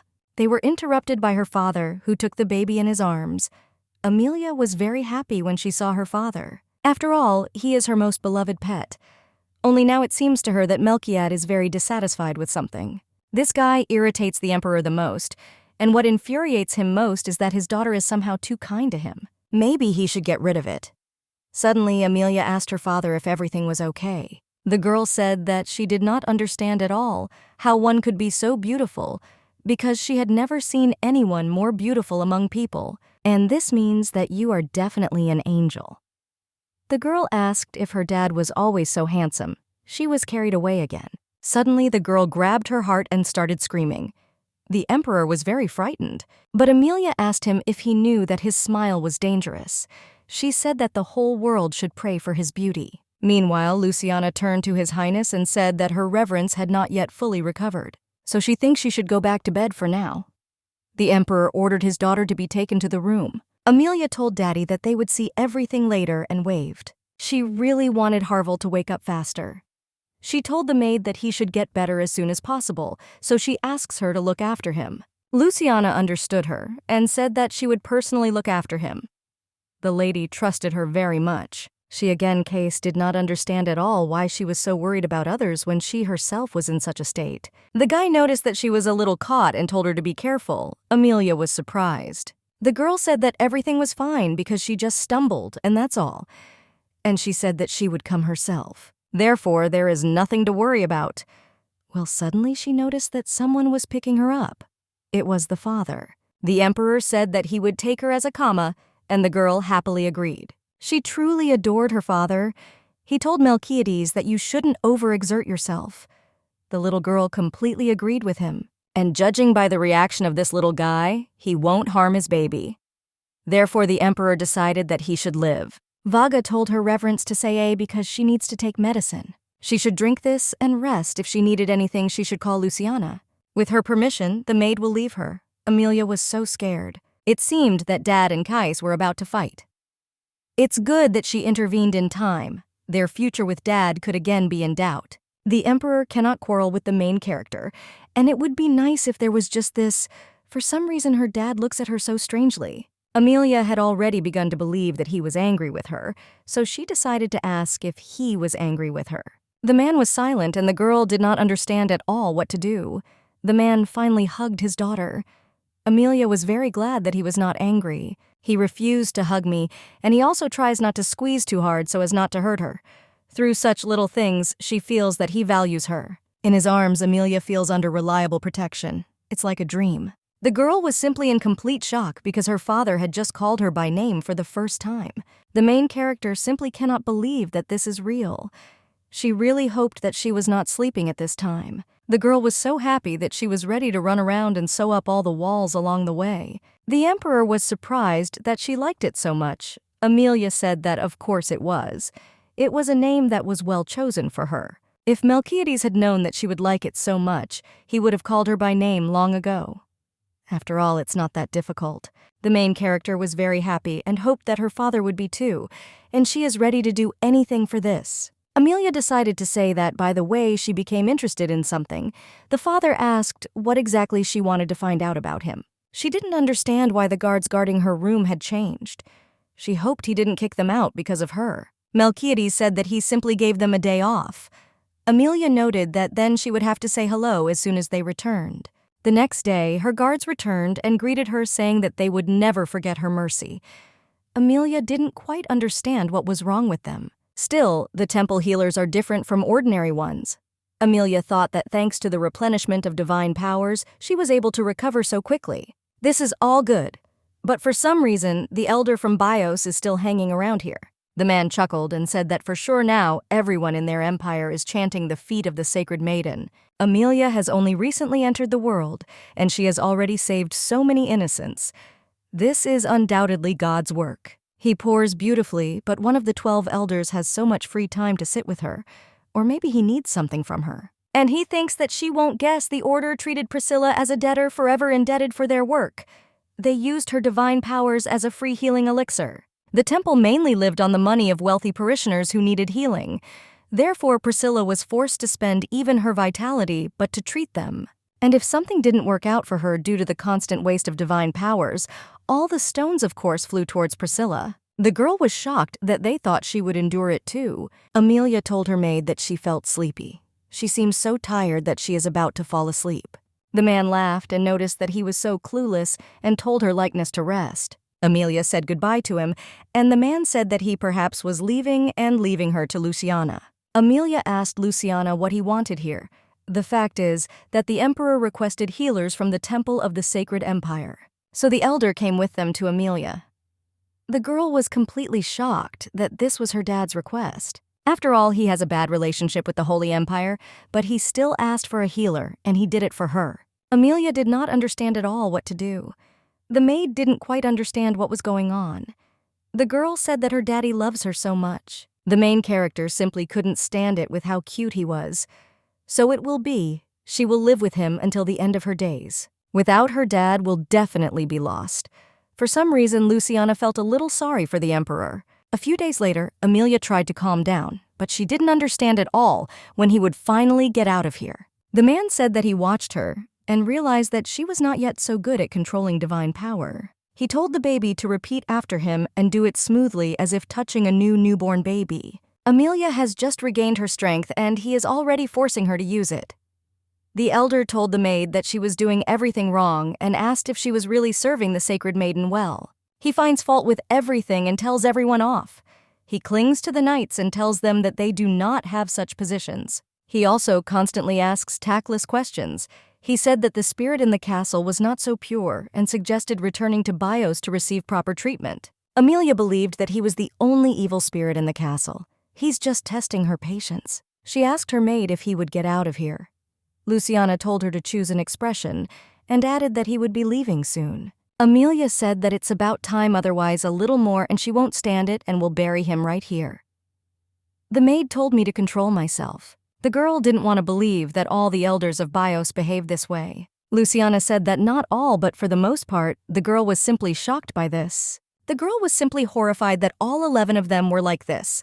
The Bios Empire is doomed, that's why it's falling apart. Amelia didn't understand at all what she should do. Probably wait until he left. After all, she will not be able to drive him into the neck with her own hands. My head is just pounding. Suddenly someone came. It was Ludwig, and he said that he got what she asked for. The girl told him, of course, to go to their room. He greeted her the first light of this world. He asked how her reverence was feeling. The little girl said she was fine. He felt so relieved because he was worried about her. If suddenly she's gone, then he will. Amelia doesn't know if it was because of that dream, but she began to see Ludwig in a new light. In Priscilla's memories, he was so determined and reliable. But for now, he looks more like a big puppy. He swore that this would not happen again because he would become stronger for her. He will train even more and will also serve her well. The little girl said that he served her well anyway. Amelia decided to ask Ludwig what about that item. The man handed it to her. The girl was very grateful and noticed that she was very easy and asked if he acted in secret from everyone. The knight confirmed this. As the lady said, he carried it all through the castle unnoticed, but in winter, I wonder what it is all about. The lady said that this was a sacred relic. The paladin was simply in shock. This is a stone from the depths of a mad magician's laboratory. With his help, he maintained a barrier that allowed him to secretly conduct experiments. The girl remembers that even the Duke of Ravenhook even dug up Talus's grave in order to get him. This is an important thing. It is better to take it yourself. After all, it might be useful to her. Paladin at her reverences, how she found out that she was there. At first, Amelia didn't hear, so she asked again. Then she said that she saw her in a dream. At such moments, the fact that she is a sacred maiden helps out so much. Ludwig noticed that she really was a saint. I found not only a sacred sword, but also a stone. Amelia asked Ludwig if he could leave the sword with her for now, because she would like to take a closer look at both relics. The man said that of course he could, because it was in fact her sword. The sacred paladin handed it to the girl, and she was very grateful and said that she would just look and immediately give it back. Ludwig said with a smile that he would wait outside. And she should call him as soon as she finishes. He will be waiting. She just knows that this stone contains an inorganic supply of mana, but she doesn't remember its name. In the novel, his name was simply Relic. Perhaps Sophia knows something. The girl thought about how to ask her about this. She decided to simply turn to her and asked if she could hear her. Amelia said she had a question. Suddenly, a maid burst into the room and remarked that it seemed she had better intervene while she still could. The little girl didn't understand at all what happened there and asked if it was urgent. The maid confirmed, and they left the room. She saw how the elder and Ludwig did not share something between themselves. This is suspicious, and she is very interested in what is going on here. Ludwig said that he had nothing to say in his defense. The elder himself knew about this. So he should be punished because the elder does not understand at all how he could not keep track of the sacred maiden. Although she personally chose him out of everyone, he did not understand how such a mediocrity could protect a sacred cause. Amelia was shocked by what this old man had just said to Ludwig. So she came closer to them and asked what was going on here. The elder informed Yi that he was simply telling Sir Ludwig off surname, asked him why he was reprimanding him. The man said that because he did not perform his duties properly. If he had guarded her properly, she wouldn't have had to spend so much effort. Ludwig didn't notice all this. He can no longer trust her life to such a fool. He had to protect her even at the cost of his worthless life. The elder promised that as soon as he returned to Bios, he would immediately answer for his negligence. The little girl said that he did everything he could for her at that moment. The man said that if this were so, then she would not be in this state now. He had to do everything to make sure she didn't get hurt in any way. But he told her reverence not to worry, because as soon as he returned to the Sacred Empire, he would send her his best knight, which is much better than that mediocrity, Ludwig. Now the girl understood what his real goal was. He deliberately picks on Ludwig in order to remove him, and instead imagine your man to watch over the saint. His dirty motives are so obvious. The man noticed that it seems that she agrees with him, so he asks her to just wait, and he will send her a worthy knight. Amelia apologized and said that Ludwig was completely fine with her. The man was in complete shock and did not understand in what sense she was saying this. The little girl said that she was sure that no matter who he sent, he would not be able to surpass Ludwig. The elder asked in horror what she was talking about. He assured the saint that there were a dime a dozen like him, and he would bring the best here. Amelia asked the elder if he could vouch for his words, and if he could swear on the name of the goddess. Even for priests with divine power, this is an extremely powerful oath. If they violate it, they will lose power. But most likely, this elder will not accept this condition. Well, he said that he, Elder Maxon, pretends to be in the name of the goddess, that he will find a knight better than her Ludwig. Amelia said that was great, and he should bring her a better knight than the paladin who had the relic. Since the elder is so convinced that he is right, the man was simply horrified, and the little girl smiled sweetly at him. The little girl asked what was wrong with him and asked if he had any doubts. The elder did not understand at all what all this meant and how it happened. Amelia told him to bring him because she also wants to see who is the best knight of the sacred sword. After which, the little girl asked what was wrong with his face because it looked like he was already unsure about it. No wonder he has nothing to answer. Sacred work was the first of the paladins. You can immediately guess what the knight who wields her sacred sword will be like. Among ordinary paladins, he will have no equal. And even if the sacred sword chooses a knight of the lowest rank, he will instantly become the strongest of the paladins. The elder said that he had no words because he was simply sure that it was a fake, and she decided to prank him. The saint told the elder to watch his tongue because this is a real sacred sword. Amelia told Ludwig to show the sword, and the elder had to explain how it was possible not to recognize Sophia's sword being one of the elders. The elder said that this was simply impossible and asked if it was really Sophia's sacred sword. Amelia confirmed this and noted that that same sword had chosen a new owner, and at the same time she asked if the Temple of Libalanon had asked them for a new priest. It seems they sent a letter to the pontiff quite a long time ago. She asked if they were still waiting for an answer, or if he didn't know. You decided that he really hadn't heard anything about it. By the way, perhaps he really didn't hear. There is not a good relationship between him and the pontiff, but I wouldn't hide it on purpose either. Anyway, the little girl is looking forward to him bringing that amazing knight he mentioned to her. After all, he swore by the name of the goddess, so he will certainly bring him. The elder simply could not say anything. Amelia said that until then, Ludwig would remain next to her and asked him if everything was clear to him, after which the girl took Ludwig's hand and said that they were now leaving. Ludwig knelt before his mistress and asked to be allowed to give the sword back to her. After all, she is still his real owner. Amelia didn't understand at all what he was talking about. After all, he is her sacred sword. The baby said that she cannot own it because she is still a little weak, so she suggests to him that he do it. Ludwig said that his life belongs to her, so he will do as she wishes. He decided that for her sake he had to become stronger. Amelia told Luciana that the problem was solved, so she asked how she felt about it. The maid remarked that she was gorgeous, and she noted that she would give her cookies as a reward because she deserved it. Amelia said that her maid is the best. Amelia was very grateful to Sophia for her help.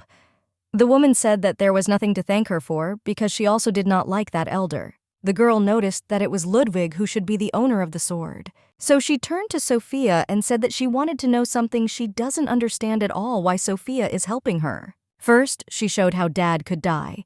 Then she helped with that prayer for Harvel's salvation. The baby thought a lot, but still didn't understand why she was doing this.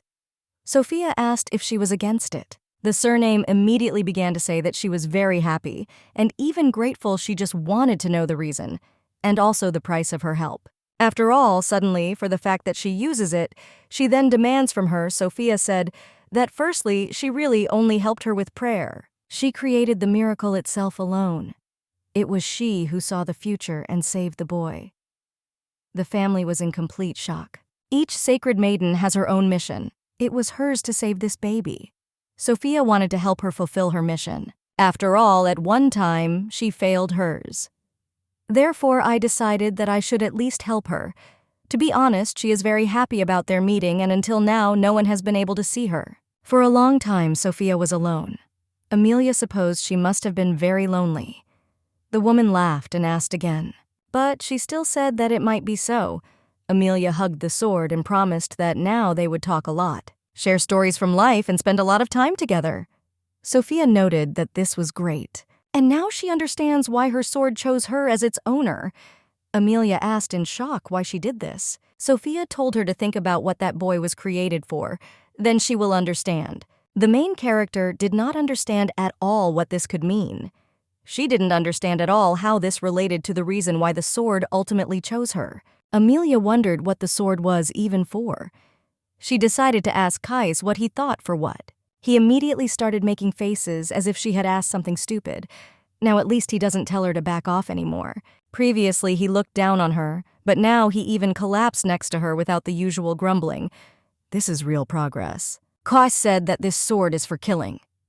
Amelia asked what he was talking about. Polina turned away, and then she understood. He answered her question. Now he also answers maybe when he wants. Amelia threw herself into his arms and said that he had finally opened his heart to her, and she was very happy. Kais said to leave him alone. Amelia thought it would be more difficult. This reaction gives her great hope for the future. Perhaps she will be able to get rid of all the dangerous situations in life and find happiness with Melchiades. Amelia said she would try. Kais did not understand at all what she was talking about. The little girl noticed that about everything.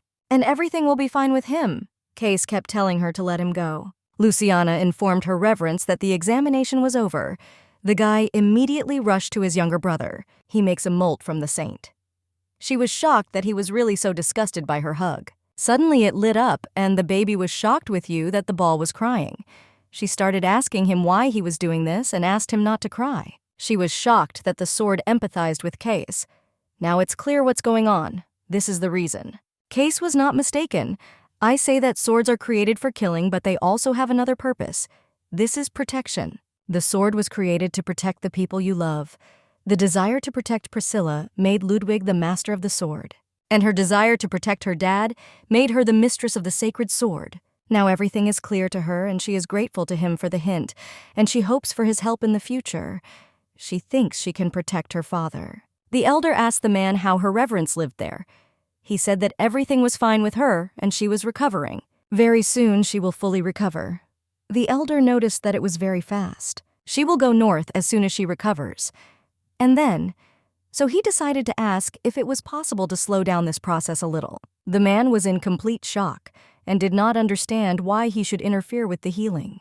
The elder told him not to ask because he must remember that the exam for promotion was coming soon, and he hoped that they understood each other. The man said that he understood him and everything would be done. The elders considered the saint a daring girl. Don't put your finger in your mouth. This was such a chance to remove Ludwig and install his own man. But then she stood up for her knight, and her look was not like the look of a child. It was similar to the look of that same Emperor Melchiades. Suddenly, he really loses his divine power. He was afraid to imagine how an oath in the name of the goddess could end. He had never heard of such precedents and their consequences for ministers, and this worries him. Once it comes to that, since it comes down to it, it would be better to get rid of Ludwig. The man was asked where he had been all this time. He said that he was being watched, and then it was easy for me to hide from prying eyes and ears. And only now he managed to get in touch with him. That man decided to ask if he had found what they were looking for. So far, he hasn't found anything. The castle's security system is more serious than he expected. They really need proof this is the only way to curb Emperor Rahel, and he can do whatever he wants, but he has to get them. The elder promised that this would be fulfilled, and there was something else he had to do, but when the elder heard, he didn't understand at all whether this was possible. This is such a way to bring back the sacred girl. But then the man discovered that it didn't matter how he did it. The elder agreed to this and said that he would make every effort to fulfill this. Luciana noticed that her lady was already recovering slowly but surely. Unlike Harville, that's right, he still hasn't come to you. The girl was upset about this. Luciana said that if you already care about him so much, he will probably start very soon. Suddenly, someone called her. Callion ran into the room.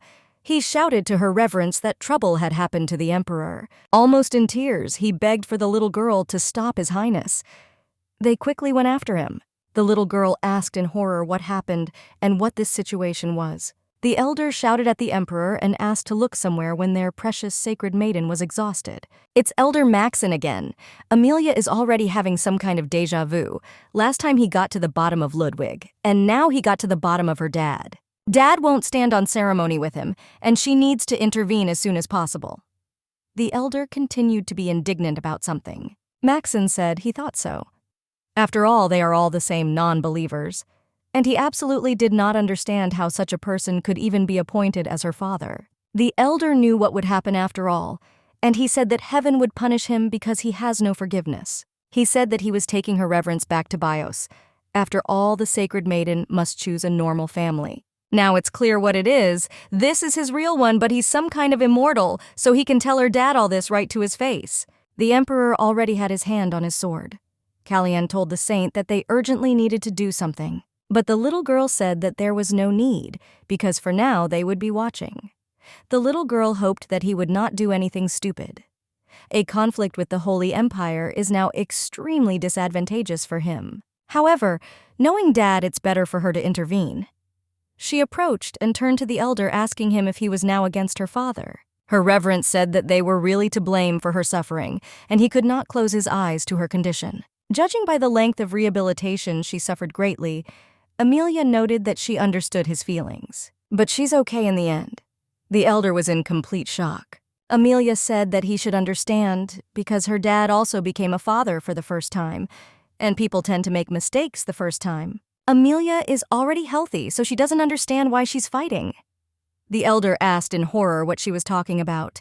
After all, being a guardian is a sacred matter. You are obligated to protect and train her. This man is clearly not up to the task. That's why they'll take her away now. Amelia said that her dad already does a lot for her. Everything in his power, and this one is definitely true. The elder told her reverence that she simply did not understand due to her young age. Amelia asked him if he really thought that she didn't understand everything because of her age. The man immediately began to say that he didn't mean it. It was just wrong. Amelia chose her dad herself. The girl asked the elder if he was questioning the will of the sacred maiden, and she asked whether she should regard this as doubts about her holiness. The man says that this is certainly not true and did not understand how she could say this. Amelia noticed that this follows from his own words. The girl's decision is more important than the elder's decision. He asked what would happen if he became pontiff in the future. Therefore, he should be more careful with his words. The elder said that he did not want to, after which the girl turned to her maid. Amelia noticed that it seemed that the elder was overtired. He had better go back home and as soon as possible let him help him pack his things. If he stays here, she is afraid that a conflict will arise between the Bios Empire and Rahel. The emperor ordered Callian to escort their dear guest to the gate. You see, she said that he would go himself and asked not to touch him. The girl understood that this Cretan did not understand. He did not understand that the saint not only protected him from death, but also protected him from death just a little more, and he would have agreed. Amelia believed that the problem had already been solved. She looked at her father with a smile. Melchiad was surprised, then said that she was great and called her to him. Every time she looks at him and how tenderly she smiles at him, it gives me such warm feelings. This is the first time in his life that a man experiences something like this. He really suits me as a father. Therefore, he does not quite understand why she chose him. Father thought about what she told the elder. She trusts him so much blindly and unconditionally. The father decided to ask Amelia why she chose him. The little girl said it was just because he was the daddy. That's why she chose him. This answer greatly surprised the emperor. After all, he believed that she, on the contrary, should have avoided him because it was him. Melchiades is not at all the one who can become a good father for her. The little girl asked her father if he remembered how they met for the first time. Melchiad said that he remembers that she was still hanging from the window onto the sheet. Amelia confirmed this with a smile. The girl fell, and then he caught her. That's how Amelia realized that it had to be him. And another reason is that she had nothing. She is an orphan and doesn't even know her real family. She just got lucky and became a sacred maiden. One day, the pontiff appeared before her and declared her a saint.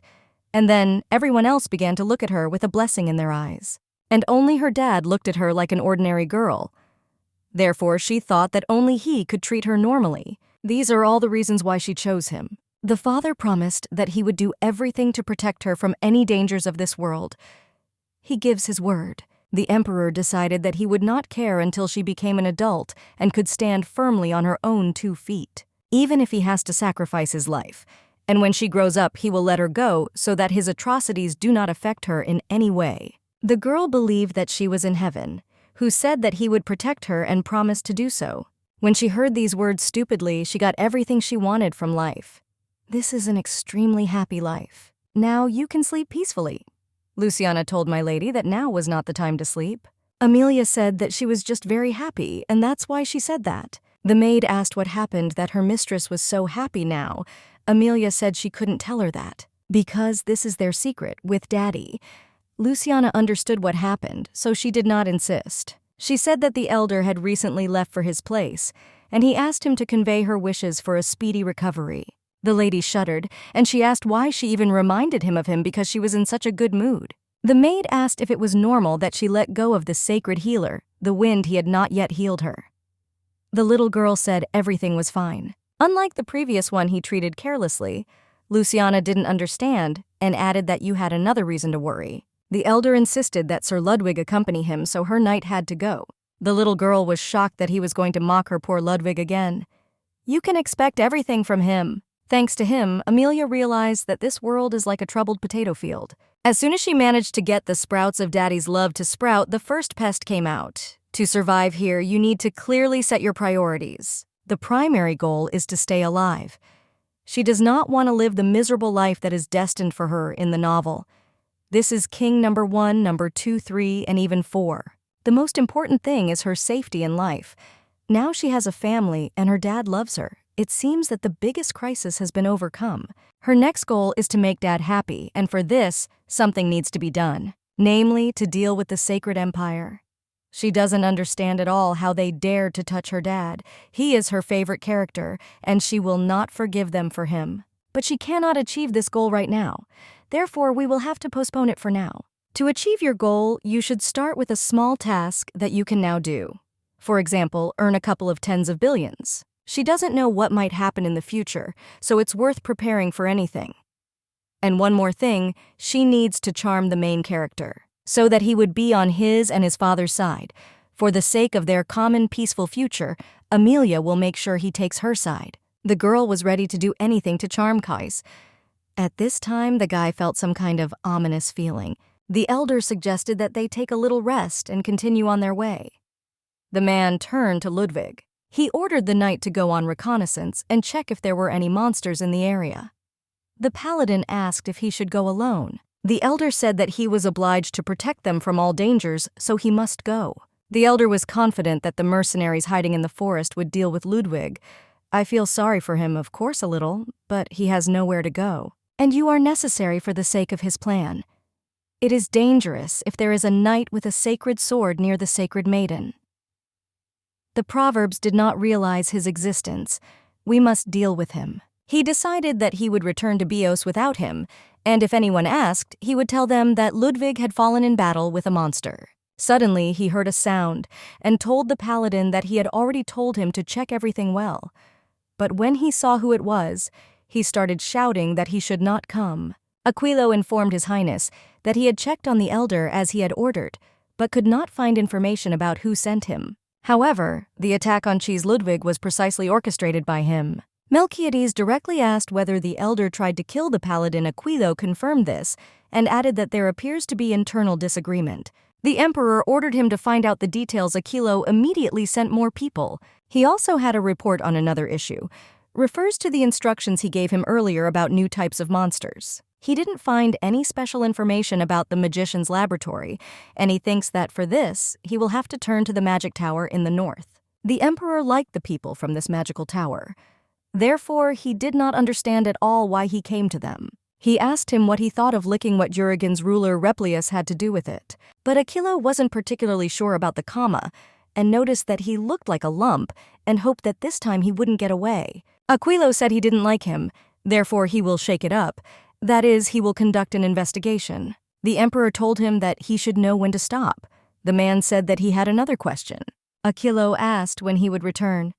The Duke of Ravenhook returns this week, although his master even left earlier. Then, Aquilo asked if he could just come back quickly because he wants to see her as soon as possible.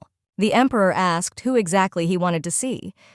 Aquilo told him to guess for himself because naturally it was about his sweet daughter. They say the sacred maiden is very sweet, to be honest. Callian had already told him everything, how smart and pretty she was. That's why he wants to see her as soon as possible. The emperor did not listen to him and immediately turned off the magic ball because it had become too noisy. Melchiades asked Callian where Amelia was.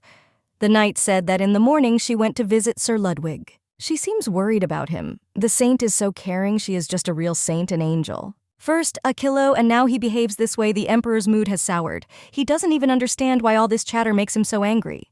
They are all the same. Callian asked His Majesty where he was going. The man said that he was going to Amelia. Ludwig apologized because he is still not so inexperienced, and this is how it happened. Amelia said that Ludwig was very stupid and asked why he got hurt. The girl asked where it still hurt and asked to show him. With the help of magic, we managed to remove the poison. It was lucky that this type of poison could be purified. The saint really wanted to know what really happened there, so she asked the knight to tell her everything. That night, the elder ordered him to scout the area alone, so he went alone into the forest. And there he was, attacked by a group of unknown people. They knocked him out, but he managed to tear this one off. He showed this to her reverence. Amelia immediately realized that this was the coat of arms of the elders from Bios. The girl noticed that it seemed that the elder wanted to get rid of him. Understandably, he was afraid of losing his power because of the vows and therefore tried to kill Ludwig. The little girl knew before that the clergy did not consider others to be people, but she did not think that she herself would face this. She almost lost Ludwig. Ludwig repented very much to her because he did not have enough strength. Amelia said that since he was so remorseful, he should get better quickly, and the girl also asked him to take the sacred ball, and from now on always keep it with him. Ludwig said that until he became worthy of it, he could not take it. The saint ordered him to screw up the nonsense, but just took it. He was lucky and survived this time. But no one knows what will happen next time. The lady said they all need to get stronger. But if he ever meets an enemy that is too much for him, he should just run and don't think about anything. After all, it is more important for the lady that he remains alive. Ludwig was ready to carry out this order and said that so that this would not happen again, he would become stronger. Amelia didn't think that the elder would even do this. She wasn't particularly upset by the news that he died due to a monster attack. Now, on the contrary, she thinks that he has business to do, but she is not sure whether he really died because of the monsters. Usually negative characters don't die so easily, but suddenly he did. Suddenly the little girl saw her dad. The emperor came closer to her and asked his daughter how she was feeling. Amelia was delighted because her dad came to her because he was worried. As soon as the girl saw him, she immediately felt good. And then the little girl thought that perhaps it was her father who killed the elder. Amelia hoped it wasn't him because he couldn't do it, and the elder simply paid for his sins and that's all. The lady greeted Caius and noted that he was beautiful today, and she looks forward to what will happen in 10 years. She asked if he had been sitting here since the morning and if he had breakfast. Amelia asked what he was doing here and noticed that the weather was beautiful today, so she suggested he take a walk. It's as if she's talking to the wall because he doesn't answer her. The girl has been coming here for days now and trying to talk, but he doesn't give up. At this rate, nothing will work out with him. Although she can understand him, Harville still hasn't woken up. It must be very difficult. Amelia asked her maid if the doctor and the priest had already been here since the morning Luciana reported that they stopped by. They said to monitor his condition. The little girl didn't understand how much longer they had to watch. Case has even stopped eating. He still sits next to his brother. Amelia is afraid that he will soon be put into a hospital bed himself if this continues. It won't work that way. Amelia grabbed Cais's hand. You said that he should go eat already. After all, he hasn't eaten or slept for several days now. This could also make him go crazy. The girl promised that she would look after Harville, and she asked if he believed her. The girl said that she was even a little offended because she still saved his life. Amelia assured the guy that his condition was not Kai's fault. She will look after him while he goes on the train, and when his brother starts, his unhealthy appearance will only add to his troubles. Suddenly, the girl decided to say that he had such beautiful eyes, so she invited him to marry her when he grew up. After that, he immediately took his hand back and asked to let him go. Amelia was shocked because she was just joking. Suddenly, she noticed a slave mark on his chest. He started going somewhere and asked her to look after Harville. After all, he will be back soon. Amelia was very happy and told him that he could rely on her. Luciana turned to Mrs. I said that she was curious why she cared so much about these other people's children. Amelia replied that she didn't even know. Perhaps because they are similar to them. They, like the saint, are victims of the author's tragic plan. They are in the same boat. Now the maid understood her. Then she remembered that her mistress was also like them. Amelia realized that her maid somehow took it all wrong. The little girl told the maid not to think about it. She definitely wasn't talking about that. The maid said that there was nothing special about it. She said that her mistress need not make excuses because she understands everything Amelia knew that she understood. But she was doing it wrong and was making up something for herself. The maid felt very sorry for her mistress. Amelia realized that this could not be stopped, so she decided to just leave everything as it was. She decided to focus more on Harville. He looks so much like Case, but he looks a little softer than his brother, and his hair also turned white, and so the saint wondered if it was because of the miracle that she performed then. She mentally told Harville to wake up quickly because his brother was very worried about him. Suddenly, light began to come from her hand. It seems like the saint accidentally used her power. The maid did not understand at all what it was. Amelia didn't want to believe that it worked like real prayer. After all this, the boy opened his eyes. He asked Amelia if she was an angel.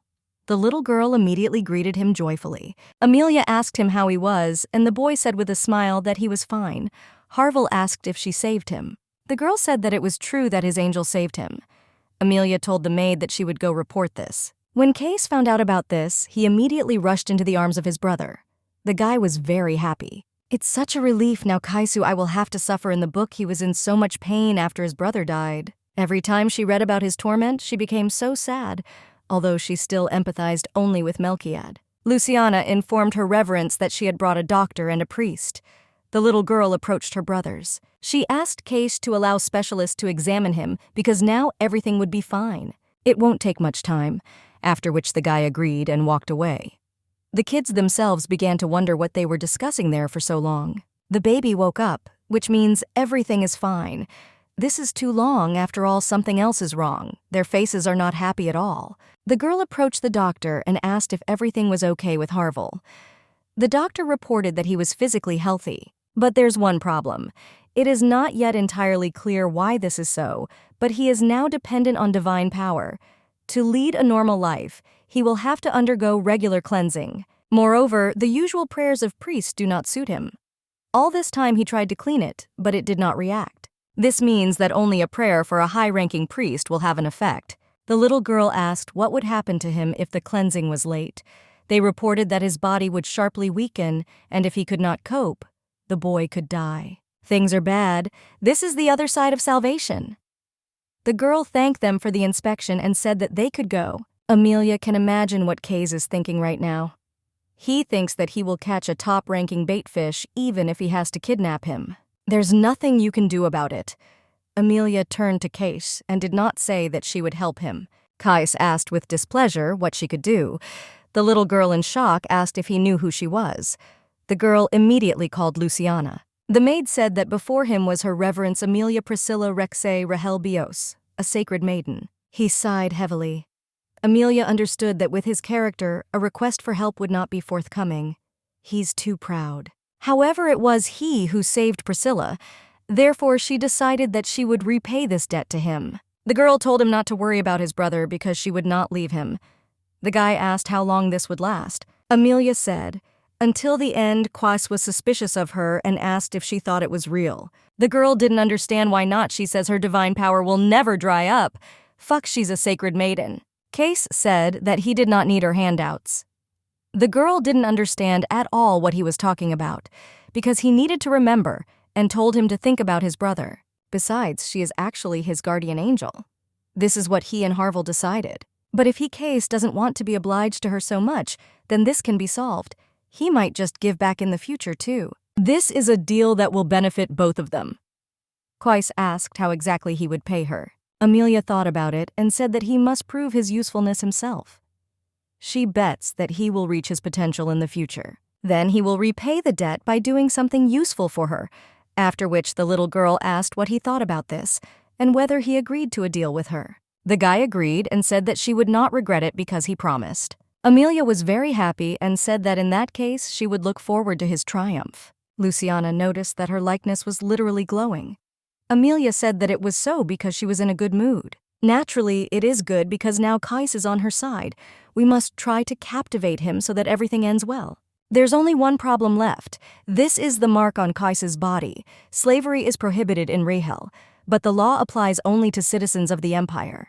The law cannot protect slaves from other countries. Since he has a mark, it means he is a slave in Rahel. They are treated worse than livestock. It would be necessary to prevent this from getting rid of the mark. The mark on the guy's body is a special mark that the magician from the laboratory could stop. Only Max, who has much greater power than the one who marked him, can save Cais from this mark. Judging by the fact that Dad hasn't done anything to Case yet, he doesn't know about this mark on his body. Well, it's only a matter of time. And it is unknown what he will do when the truth comes out. In this case, there is only one way out. Amelia must be the first to make the code and win. The girl turned to the maid and asked if she knew that their knight Callian loved them. Knight Callian came to her likeness and asked why she called him. The little girl called him with a smile. The man was touched because she called him by name. Amelia handed something into his hands. Callian immediately asked what it was. But when I looked closer, the man immediately realized that it was candy. The little girl said that it was a bribe and then asked him if he loved her. The man confirmed this. The saint said that in this case he should help her. Callian did not understand at all what she meant. Amelia said that she was counting on Callian. The knight did not quite understand her. The little girl was happy because she had lured Callian to her side. The man felt as if he had been tricked. All that remains is to organize a precedent, and that's it. Callian needs to take her side in the presence of her dad, so Amelia thought about how she could handle this situation. Suddenly, the emperor entered the room and noticed that they seemed to be having quite a bit of fun. Melchiades reported that he was told that he had some urgent business, and he actually ran off to chat with his daughter. The emperor asked Callian whether this was his urgent matter. I was in complete shock and tried to explain myself. Melchiades asked if they often gather like this because they were from him. Callian cut everything off and begged him to listen to him. The man asked what he didn't know yet and asked how he even dared to secretly go to his daughter. Amelia didn't understand at all what was wrong with him because it looked like her dad was jealous now, because it seemed to him that she was now communicating closer with Callian than with him. He's so cute when he's jealous of her. So Amelia immediately ran into his arms. He immediately took her in his arms and the baby began to smile. The emperor greeted her and asked her how she was here, and if she was feeling well. Amelia reported that she was feeling much better. "This is simply wonderful." Callion was also very happy and said that it was so great that the sacred maiden had recovered. He tried to say something else, but the emperor immediately cut him off. Amelia asked what he would have in a couple of days, and if he had any plans. After 2 days they leave for Helzeros. Amelia was simply shocked and asked if it was really true. She was very happy that they were finally going to the capital. Then it is better to raise the issue of Kais here and now. Amelia turned to her father and said that she was curious about something. She said that they would go to the capital and asked what would happen to the people she saved. Callion said that a decision had not yet been made, but most likely they would release everyone except the slaves. This means that Dad is not going to let them go free. Surely he would have killed or hidden them earlier. She couldn't allow Kais to become a servant. Amelia told her father that she was living with the messenger and asked if she was a good person in such a situation. She wanted him to play along with her. After all, she already gave him a bribe for this. Callion began to talk about how she was so young among them, and what she did was extremely generous. The girl really wanted her daddy to say that she was great and deserved praise. The emperor said that she was a great fellow. The little girl said that in this case he should reward her. The emperor agreed and asked what she wanted to receive. Melchiades believed that it would be gold, but the little girl said no. The emperor asked what she would like then, and asked her to say what it was, and he would give it to her. The girl was waiting for these words, and then asked him to give her these people. Everyone she saved. Since Amelia saved their lives now, they save hers.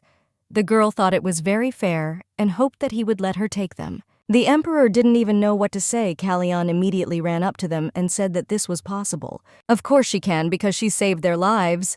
Of course she should take them for herself. Amelia was very happy, and understood that it was not in vain that she gave him a bribe. Callion turned to His Highness and said that he had no plans for them anyway. If they can be useful to the museum, then it makes much more sense. Amelia really asked her father for permission, and in the end he agreed. The girl immediately rushed into his arms. Amelia said that she loved him more than anyone in this world, and then kissed him on the cheek.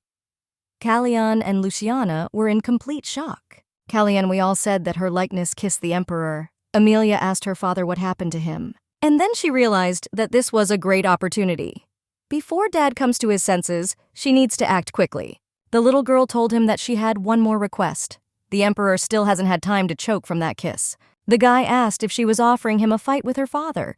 Amelia confirmed this and said that this was his unique chance which she had difficulty achieving. When he feels the power of his father, he will change his attitude towards him. And most importantly, losing to a stronger opponent can become an incentive for his own growth. Amelia added that he himself said that she would not have to regret it, so he must prove that he can be useful. The little girl asked him to hold on for at least 30 seconds. Quace reported that he would last 10 minutes. Amelia was shocked and asked again. The guy said that he would beat him in 10 minutes. The girl thought that he had lost his mind. Declare that at the age of 9 he will defeat Melchiades himself. Kais, who was about to defeat the emperor at the age of 9. The girl even thought about stopping him. The emperor recognized his courage only because he decided to come here. Then he asked if he was ready. They decided to start. Kais resolutely began to attack, but immediately fell when he hit the emperor. Melchiades asked him if he will continue. Kais immediately stood up and began to attack again. The emperor noticed that this was not bad, but the fact was that he was moving too slowly. Amelia was already starting to worry about him. Viricto noticed that he is very young, but this is amazing. Even just keeping an even breath in a duel with the emperor is quite difficult, and he even manages to keep up with his attacks. The boy began to attack again, and the emperor immediately repulsed him. No matter how many times he attacks, he continues to get up again and again tirelessly. Melchiades said it was time to finish. Amelia noticed a strange glow coming from her father's sword. She couldn't believe it. She hoped he wasn't going to use the aura against the little boy. This is too much. The guy was very scared. The emperor stood in front of him and told him to remember this feeling. If he happens to feel it again, he will no longer survive. Still, an ordinary sword is no good. Amelia ran up to her father and said that he was the best and simply amazing. The little girl hoped that he was pleased. Her favorite character is so cool that it takes your breath away. Amelia approached the guy and asked how he was and gave him her hand, and he grabbed her. The little girl was surprised that he was so flexible. Amelia asked Caius if everything was okay with him. He seems a little out of sorts after the battle. Perhaps he needs a doctor." The guy thanked her. The little girl didn't understand at all why he was thanking her, and something reminded her that perhaps he was doing this because she arranged this fight. For some reason, he says thank you, although in fact he got off.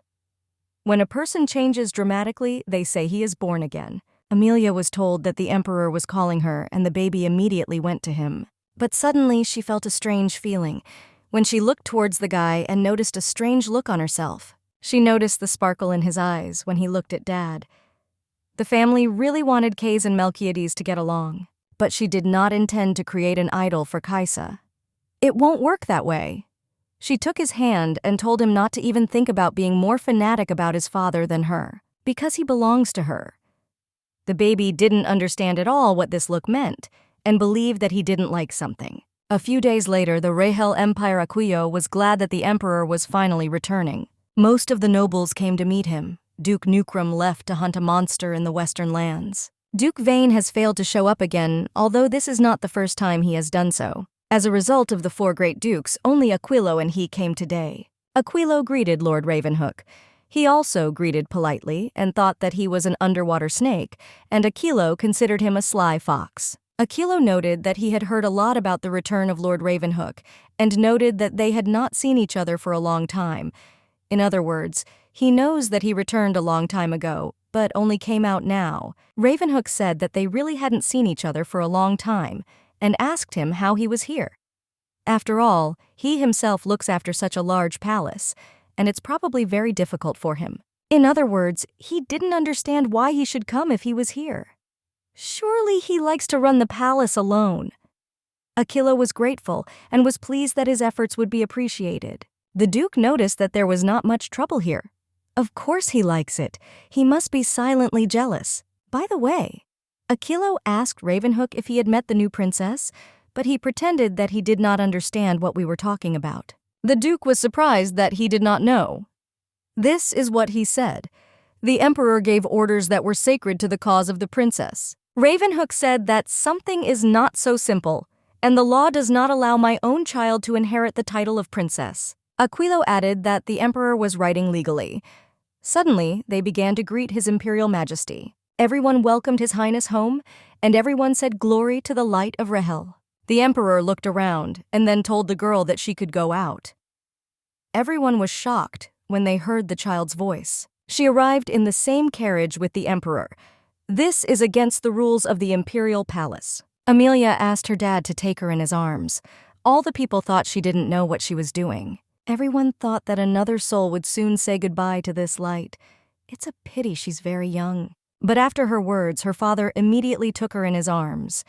Everyone was simply horrified and understood that the end of the world was coming if their master behaved like this. It's completely unclear what's happening at all.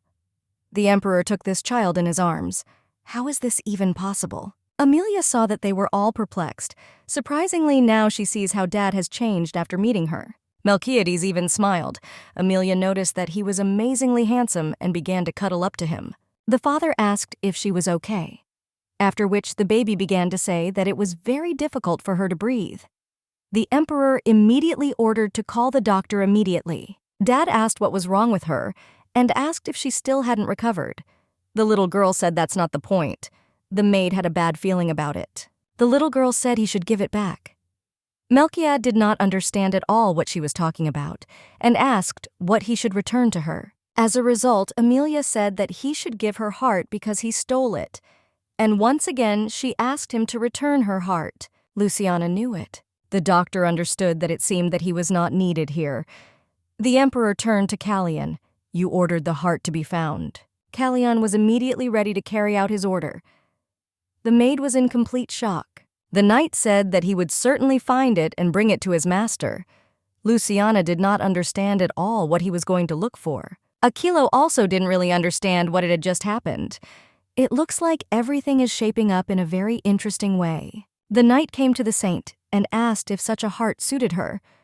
To be honest, the girl was afraid that they would bring her a real heart. But still, Dad and Callion turned out to be more resourceful. The emperor asked if she liked it. Amelia told her father that she really likes it and her dad is the best. The little girl was very happy when she looked at this decoration. The maid noticed that she should not have attachment to worldly things. She was so happy about the jewelry. Amelia said that this jewel was so lovely that it was impossible not to admire it, and she asked the maid if she knew that beauty would save the world. Luciana didn't even know about it. The little girl asked the maid why she sighs so often today. Luciana said she was just worried about her. Well, the little girl didn't quite understand why. Luciana said that she was afraid that she would meet a man who was normal only in appearance and fall in love. Amelia didn't understand at all why she had to do this. The maid said that some scoundrel with a beautiful appearance would deceive her and she would suffer. The girl told her not to be afraid because this would not happen, because the only man who won her heart is her daddy. Luciana said that her words sounded even more unhealthy. Amelia said that there is nothing to be ashamed of her bright feelings, and vice versa, we should be proud of them. Personally, she is proud of them. Luciana completely stopped understanding her, for now all that is clear is that she is not entirely normal. She really hoped that the genius would put the sacred maiden on the right path. Amelia asked if her maid was crying and if her words touched her. Everyone was talking about how the emperor returned. He says he never liked children, and because of this, the 13th prince is still in bad condition. It looks like he's completely infatuated with this girl. Perhaps it's because she's a sacred maiden. But suddenly they remembered how the emperor treated the sacred empire. He could easily kill even the pontiff, and yet she is a sacred virgin. And not some fake who pretends, but a real sacred virgin who works miracles. Moreover, the first in the last 3,000 years. Or perhaps this is one of her miracles. No one can be sure of this. Perhaps the emperor had finally fulfilled his destiny and thought about the future of the empire. Since he has a child, then maybe a wife is not far off.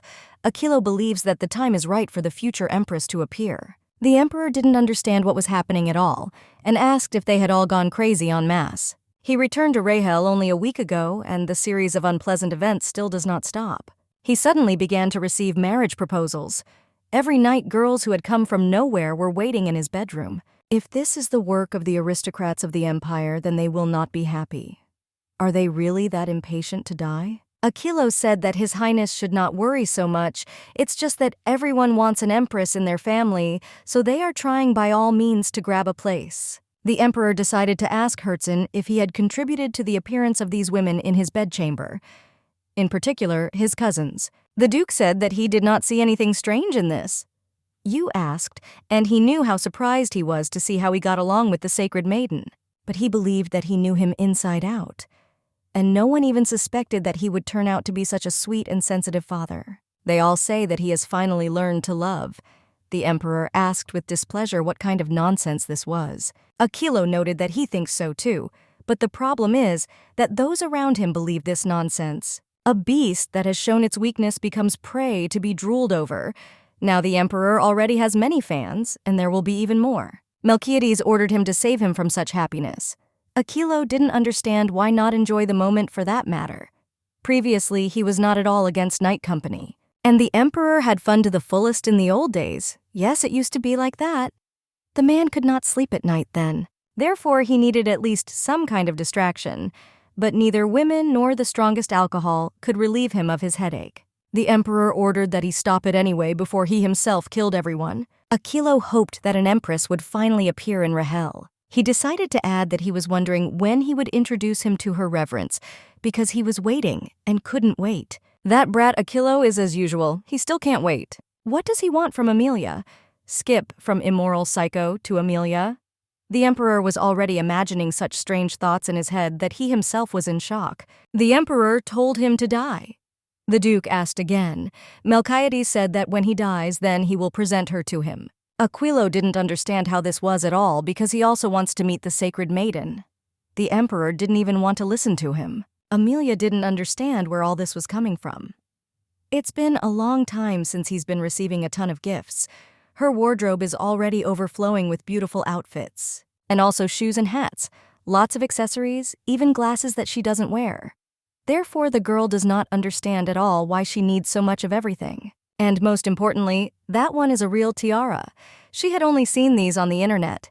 These diamonds are simply dazzling, and I wonder how much they can be sold for. The servant said that this tiara was worn by the princess of the dynasty. Amelia was in complete shock and asked again. The man noticed that she had not yet been officially awarded the title, but soon she would become the only princess of the Rahel Empire. Now the little girl was sure that it was her dad who brought this gift. That's right. She was so happy about the heart-shaped gemstone. That's probably why he also sent a tiara. The servant added that His Majesty also ordered a crown to be made for her. Amelia was shocked when she also heard about Corona. She of course likes beautiful things and jewelry, and is also pleased that her dad personally ordered a crown to be made for her. But this is all suspicious. She asked him to tell her that Dad was not by chance one of those who compensate for the lack of attention with money. Looks like she got it right. The maid noticed that it was quite cold here. Amelia agreed with her because it was summer in Bios. In the capital and in the imperial castle, the cold is not felt as much because of the barrier. However, people who come from the southern lands do not tolerate even slight cold snaps. Although after Korea, where the sultry heat gives way to frost, such a temperature is a mere trifle. After this, the main character remembered that she was in another body. She was very annoyed that some kind of cold was bothering her so much. There is not even a minus in the yard. Luciana added that she immediately said that she should wear a raincoat today. Amelia said that she used to walk in this weather without this outerwear. The maid remembered this, but she is too valuable a person, so she must take care of herself and dress warmly. The little girl asked if she should do this because she was a sacred maiden. The maid said that this was not so at all. She's just very dear to Luciana. The baby was happy. Luciana said that was probably enough for today, so they should go back to the castle. Suddenly, the maid and mistress heard a strange scream, who was shocked that he wanted to make a girl who did not know the basics a princess. The man said that he could not make this decision. This is the same as recognizing the transfer of power and puppetry of the Holy Empire. And the Duke of Ravenhook, he doesn't understand at all what the Emperor is thinking about. Luciana told her reverence not to listen. The little girl said everything was fine, and they themselves may think that he is bringing the sacred girl just at the moment when the monster is raging, and it may be necessary to go into battle. He believes that this whole situation is extremely serious. The Emperor may have made some kind of deal with the Holy Empire. The man didn't quite understand what he meant, and he asked them why they were so surprised because everything simply pointed to this.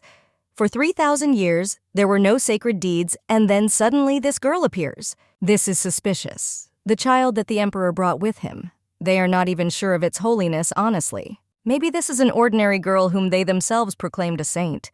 But she really is a sacred maiden. Amelia didn't understand at all why they were talking about this so openly, perhaps on purpose, so that she could hear.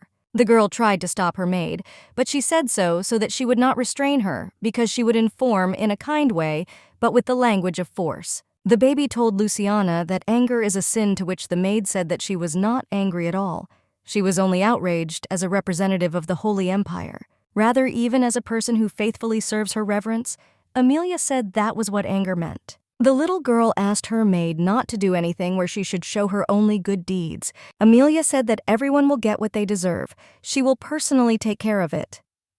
The little girl came closer to them and apologized. She said that she just heard something interesting, and I asked them if they could talk. They began to ask why she was eavesdropping on other people's conversations, and asked if she had unusual manners. Amelia said that she didn't do it on purpose because she just has good hearing, so she heard it. She asked the maid if she heard it too, and Luciana confirmed this. The man was angry. Dark hair and a mole under the lower lip. Amelia knows who it is. She asked if his father had died at 30. The man did not understand at all how she knew about this. The girl added that since childhood he had lived separately from his parents and fell from a tree, and he was raised by his grandmother, and his mother also died. The man did not understand at all where and how she knew all this. This man is Earl Douglas. He is a vassal of the Duke of Ravenhook and a shameless man who wanted to take advantage of Priscilla in the novel. He used the fact that the girl was bullied by many and lacked love to marry a high-status sacred maiden. She deliberately brought up the topic of his lousy past to show how pathetic he is, and that they are not so different from Priscilla in this regard. In fact, this is exactly what he used as an argument. A character who knows no shame, who wanted to use the suffering of a young maiden for their own purposes. Amelia added that she can say with confidence that these are not all the trials that happened. It seems that being unhappy is his destiny. It's such a shame because he's still so young. The maid called her along. The man became very angry, and he grabbed the girl's hand. Luciana immediately pushed him away and asked him how dare he, and who gave him the right to touch the sacred maiden. The man was in complete shock because she had just hit him. He got very angry and asked if she knew who he was. Suddenly, the emperor and the knight approached them, and the ruler asked what was happening here. Melchiades angrily asked what they were doing here with his daughter. The men immediately began to say that it was all the count and the eye, and he had insulted her reverence. Another man began to say that everything was exactly like that, and he grabbed her hand. They tried to stop him, but everything happened so quickly. The count asked the gentleman to listen to him because everything was wrong. He immediately fell to his knees and began to ask for forgiveness and say that he was only worried about him. And he didn't mean to insult her. The emperor asked how he was worried and what exactly bothered him. The man said that the fact is that this could be a trick of the Holy Empire. The emperor said that he could allow this. Well, how does that justify his action? The emperor hates those who sow confusion by knowingly spreading lies. The emperor ordered his knight to get rid of the vile tongue of this count. The man began to shout that he was right to me, but he asks and begs to be pardoned. Amelia was shocked and thought about whether they would really cut out his tongue. She, of course, doesn't like the count either, but this is too cruel. It's easy to manipulate, so it can come in handy too. Well, if you cut off his tongue, he will be useless and this is unprofitable. So the little girl started running towards him. Amelia ran to her father and he took her in his arms. The little girl said she was really fine. Then she asked if he was really going to cut out his tongue. My father asked me if she liked this punishment. The little girl thought it was too cruel. She suggested that he simply force him and copy off the sheet of repentance so that he would promise many, many times not to do this again. The emperor asked if she thought that one sheet would be enough.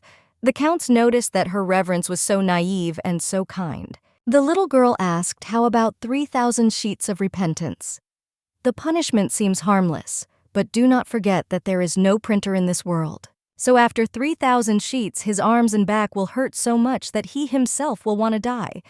Maybe he will even ask them to kill him. The emperor ordered that he must write 3,000 sheets of repentance and no less. They should not contain repetitions or large spaces. The man began to thank His Highness very much and said that he would not forget his mercy. Temperature decided to tell Enoch to keep his eyes on him. The little girl told her father that he was after all the one and only, and she was very grateful to him. The little girl thought that was the end of it. But after Earl Douglas wrote 3,000 notes, his father demoted him to Marquis. The reason was that he didn't believe a word of it after that day. Even though the Duke of Ravenhook tried to challenge her title as Princess Melchiades did not even listen. The aristocrats supporting him also had to come to terms with it. There were even rumors in the palace that it was better not to mess with her, otherwise there would be trouble. They say that Melchiad will certainly ruin the lives of everyone who dares to touch her. Thus from today on, Amelia. Priscilla Rexe Rahel Bios is awarded the title of rightful Princess of Rahel. Luciana congratulated her mistress on her new status.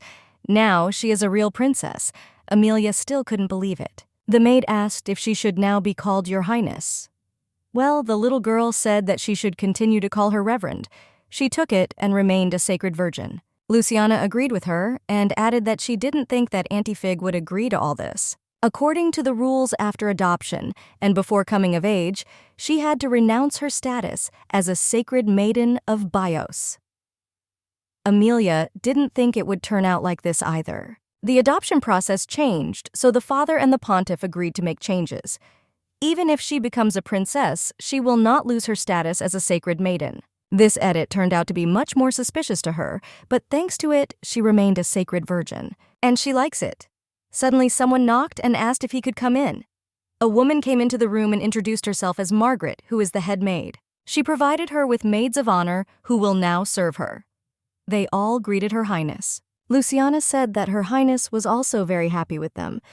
The women thanked for the warm welcome. The emperor told her to tell her that her palace was not ready yet, so she would have to live in a separate palace for some time. And she asked if this would suit the princess. Amelia said she didn't mind, that the women were very happy to serve Her Highness. At the moment, she lives in a palace intended for guests from abroad. Her father said that from now on he was protecting her, so he did not allow the Holy Knights of Bios to be within the palace. Amelia doesn't really care which palace she lives in, but to be honest, this whole situation worries her a little. The girl asked the maid when they would return back to Bios. Luciana didn't even know what to answer. She didn't want to believe that they were using her status as a sacred cause to continue spying on her. This is true. That nasty old pontiff. She knew he was like that. Now it's clear why he added a special clause. He thinks he's got her. She told Louis that her likeness should be tolerated. He was worried about her here, so he took action. Amelia believed that this was not necessary because there was someone to worry about. Her Luciana said that this was still a person from her homeland, and the little girl said that she had no homeland. She decided that her homeland today is Rahel. She wanted the maid's homeland to also be the Rahel Empire. The maid was shocked that this now concerns her too. Masha said that it was natural because they were one whole. The maid said that this is true because no matter what happens, she will always be on her side. The little girl was very happy and threw herself into the arms of the maid and said that it was very good that she had such a maid. When she hugs her like that, she remembers their first meeting. She is the only one who stayed with her after all her whims and hysterics. From the realization that she had become Priscilla from the novel, the baby kept saying that she wanted to go home and cried. Amelia said she shouldn't be here and missed her mom and dad. Only Luciana listened and felt sorry for her then. She was shocked that her mistress wanted to come back so badly. She jokingly asked if she now wanted to return, but Amelia said that she no longer had such a desire. It doesn't matter now. It would be a lie to say that she is not bored or sad at all, but she has already decided to live in this world. Amelia said that Lucy and Dad were here. The little girl asked if the maid knew that she loved her and asked her if she would stay with her for the rest of her life. Luciana confirmed this, and the baby once again rushed to her and hugged her, saying that she adored her. Luciana also loved her reverence very much. Amelia asked if the maid would find out something for her in that case. These are the very survivors who were saved by the sacred maiden Paladin Claudia. He didn't understand at all why there was any need to save some rootless people. There are probably criminals and slaves among them. They have attached themselves like parasites to the mercy of the sacred maidens and are now satisfied. Claudia turned to the guy, but he did not react, and this made the paladin angry, so he grabbed him by the shoulder. The man was shocked that this dirty bastard even dared to glare at him. He asked the guy how he even dared and where he got such impudence from, and then he hit Kais. "You're an arrogant guy. You need to trample them down and finish them off so they don't forget where they belong." If he is already like this, then what will he turn into when he grows up? Case barely started to get up. The man considered him such a little crucian that he still couldn't calm down. He continues to look with that look. It looks like he will never bend, even if you break every bone in him. He's so stubborn. In this case, the paladin decided to see what he would do when the sword was in front of his nose. But then Ludwig immediately came to his defense. The paladin did not understand at all where he had come from. Amelia appeared behind him and asked him what he was doing. Sacred Matter asked what was going on here. The man said that he simply decided to teach the puppy a lesson. Ludwig asked him which lesson allowed such methods, just saying what he says about the lesson of respect. The little girl smiled, but then she went and kicked him. The man was shocked and asked what she was doing. Amelia said it was also a lesson in respect. Then she asked where his respect was. Then the sacred maiden stood in front of him. The man sighed and said that the paladin Claudia humbly greeted the first luminary of this world. Amelia ordered Ludwig to help Case up. Her heart hurts for him, and the saint also feels anger. She turned to the people, and they all immediately fell to their knees and began to greet the first luminary that illuminates this world. Intellectually, she understands that they were simply avoiding trouble, and I especially wanted to spoil my relationship with the paladin. However, she does not understand at all how someone can just stand by and watch a little boy being brutally beaten. In addition, this is a follower of God, and it acts in his name. Amelia asked the man why he hit him. Claudia said that this brat ignored his words. He himself did not notice how he began to get angry with him. Amelia asked if he was saying that the boy simply did not respond, and only because of this, he beat the little boy. Claudia apologized and said that he was to blame. He doesn't regret what he did one bit. It's just that in front of him, a person with great power is forced to bow his head. If Amelia showed the slightest weakness, she would be eaten alive. This is exactly what they did with Priscilla in the original. She believed in the kindness of the people who surrounded her. That's why she was betrayed. A series of treachery and vile actions broke her. Amelia would have turned away from everyone immediately, but Priscilla continued to believe and hope. She's so stupid. Amelia said that what he did was an unforgivable sin. Claudia says that he only enlightened me, divine commoners, and I didn't understand at all what a sinful desire to bring light to the minds. Amelia said he had to carry it in a human way, and I asked him if he had forgotten where he was. She asked him if he thought that everything was allowed to him since he was a Bios paladin. He is simply a disgrace to his empire. And now the residents of Rahel will think that all the paladins of Bios are like him. The saint said that he no longer had the right to enjoy God's protection. His paladin blessing was gone. The man asked in horror what she had just done. Last Name said that she didn't need people like him. The man says that he is really sorry and asked her to return his blessing. He begged for a chance. Well, Amelia told him to get out of her sight. These people are no better. They are indifferent witnesses to the torture of a child, and she already regrets saving their lives. She reported that in a week all those who survived would be interviewed. In the meantime, they should think carefully about what they do best and how they can earn a living. If they want to leave, they can leave, but if they hope to stay, they must remember why she kept them alive. Amelia saved people. The choice to remain human or to give up is theirs. She turned to Ludwig and Case that they should leave here, and they left this place together. The room in which Kais and Harvel lived was located in the Knight's Wing. Compared to the rooms of the two survivors, it was much nicer and more spacious. This is probably what built the wall between Case and the others. But you still can't just watch a child get beaten and then act as if nothing happened. Amelia asked Case if he was a fool and why he allowed himself to be beaten. Amelia said that it was necessary to fight back, but he didn't even try to do it. He really is some kind of fool. The guy was silent, so the girl decided to ask if he was okay. The guy told her to let him go, after which Amelia asked when they did this to his cute face. She asked him to wait and remain calm. She immediately cured him and asked if he was in pain now, and she noticed that it's still great to have divine power. Thanks to her, she was able to heal. Case asked if she was stupid. Amelia denied this because, in fact, she is a genius. The boy had a strange feeling as if something was tickling inside, and his soul felt warm for no reason at all. Case is already accustomed to beatings and bad treatment. This is how the world has always been for him. But why then does this girl destroy this world with her good nature, without realizing it herself? And he also cannot forgive himself because he began to crave her kindness. He knows that no one is kind and gentle without a good reason. She definitely treats him well for a reason. Quace said he doesn't trust her. The baby didn't react to this at all. That's why the guy said again that he doesn't trust her. Amelia said she didn't care. Case was shocked that she was not angry. The little girl didn't understand at all why she should be angry, because it was his choice to take it or not to believe it. The guy didn't understand at all why she treated him so well and what she might need from him. Case hasn't even been able to prove his usefulness yet. After he lost the duel, she began to come less and less often, and he thought that she had forgotten him. And then he again felt this difference between them.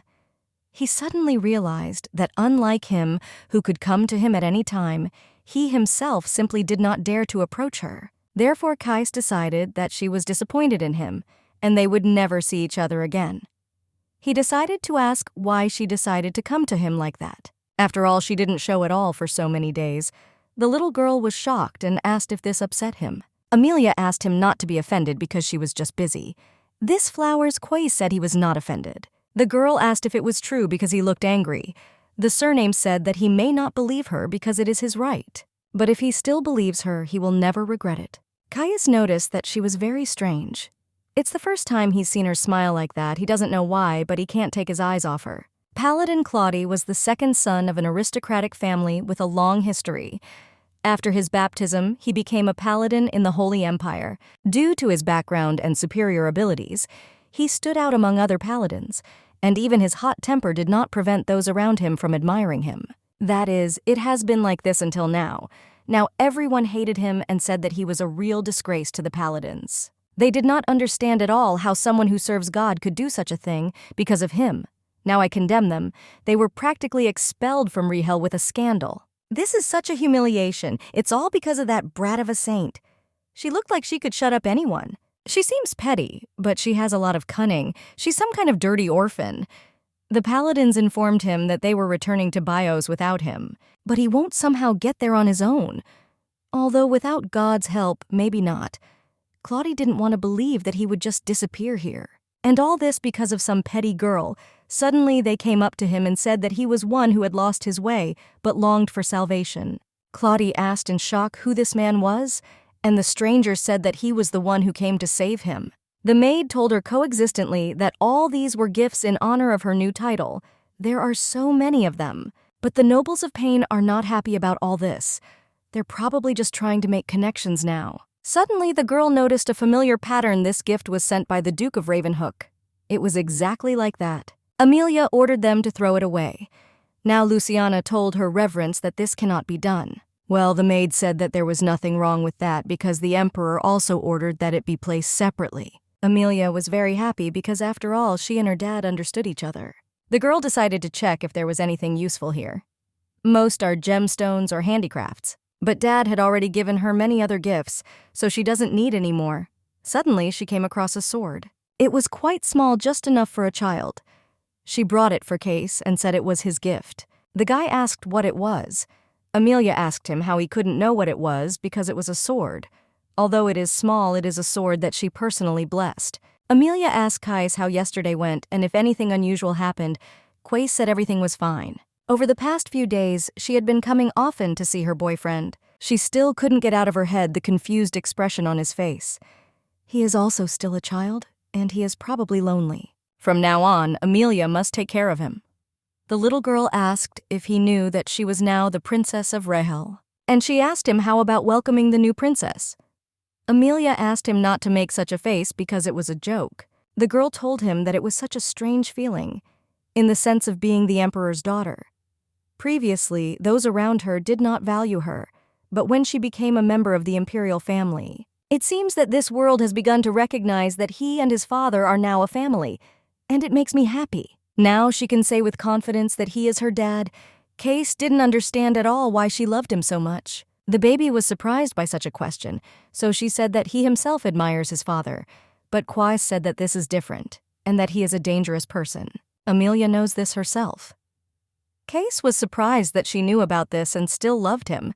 He didn't understand why at all. The little girl told him that her dad was handsome. It's a joke. He really doesn't know how to explain it to him. It is difficult for her to pinpoint a specific reason why she fell in love with him. Just at some point, I suddenly realized that she had fallen in love. Yes, her life with him was boring and lonely. And after she fell in love with him, every day was joyful for her. The more time they spent together, the more she wanted to make him the happiest. The little girl thinks that loving someone so much is a real blessing. It makes you strive in the moment and look forward to tomorrow, enjoying every moment together. A life in which there is love becomes rich and vibrant. She hopes that someday he will know this happiness. Amelia said she liked him too. Quai said that she had better not say that to everyone. Amelia said that she doesn't say that to everyone. After all, he is not just someone to her, and she believes that she should tell him this. Kais became very embarrassed and told her to leave him. The girl noticed that he was so cute. It's so nice to have a little bit over the little boy. Luciana told her in the likeness that she was also small. The little girl said that she wanted to go to her dad. The maid was surprised that she wanted to do this right now and noticed that he was probably in the office. Amelia was surprised that she couldn't because she wanted to see him so badly. She asked if people could come see him for a minute. Even Guy said with a sigh that they could get together and she would ask the services if she could see him. The most beautiful thing is that she is still small. As soon as you tell her that she misses her dad, everyone tries to help her. All the adults are so stupid and don't even know what feelings she has for Melchiades. Soon she will find out everything about her dad. Luciana came and said that her reverence wanted to visit the emperor. His servant greeted her highness. He said that he would have to wait a little because he had an important conversation. The maid said there was no problem with that and they would wait. At the same time, Amelia ran away and decided that she needed to scare her dad. The door was open. She heard that he had not yet been able to determine the location. They were looking for something there. The emperor asked whether the pontiff understood everything. Amelia had no idea what they were talking about when she heard about the pontiff and the location. He couldn't guess otherwise. He wouldn't be sitting still. Most likely, she is in the temple. And we need to start everything from the very beginning. This is definitely a relic. They need to find this relic even if they have to kill everyone.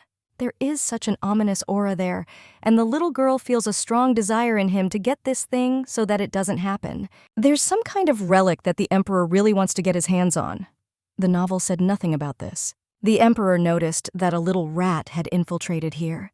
The Emperor turned to his knight. And the little girl didn't understand at all what to do. Perhaps she should run away or stay here and apologize? The little girl opened the door and said it was her. She decided to just open the door first. Callian was simply delighted. Suddenly, she noticed that someone from the outside admired her very much. It was Aquilo. He was heading towards the girl, but the knight immediately grabbed him. Callian apologized and informed Her Highness that he would take him away in a minute. Aquilo told him to let him go. Amelia did not understand at all what it was and what had just happened, and she also wondered who it was. I think he had white hair. The father took Amelia in his arms. The baby greeted her father. His servant burst into their room and told His Highness that he was to blame. The little girl in turn said that her dad is so beautiful today and just glows like the sun. The man apologized for the mess because he had to follow the princess, but the Emperor said there was no problem and he could go. The senior servant is quite quick-witted. Actually, that's why he survived here. She seems to like him more and more. The father decided to ask his daughter why she came here.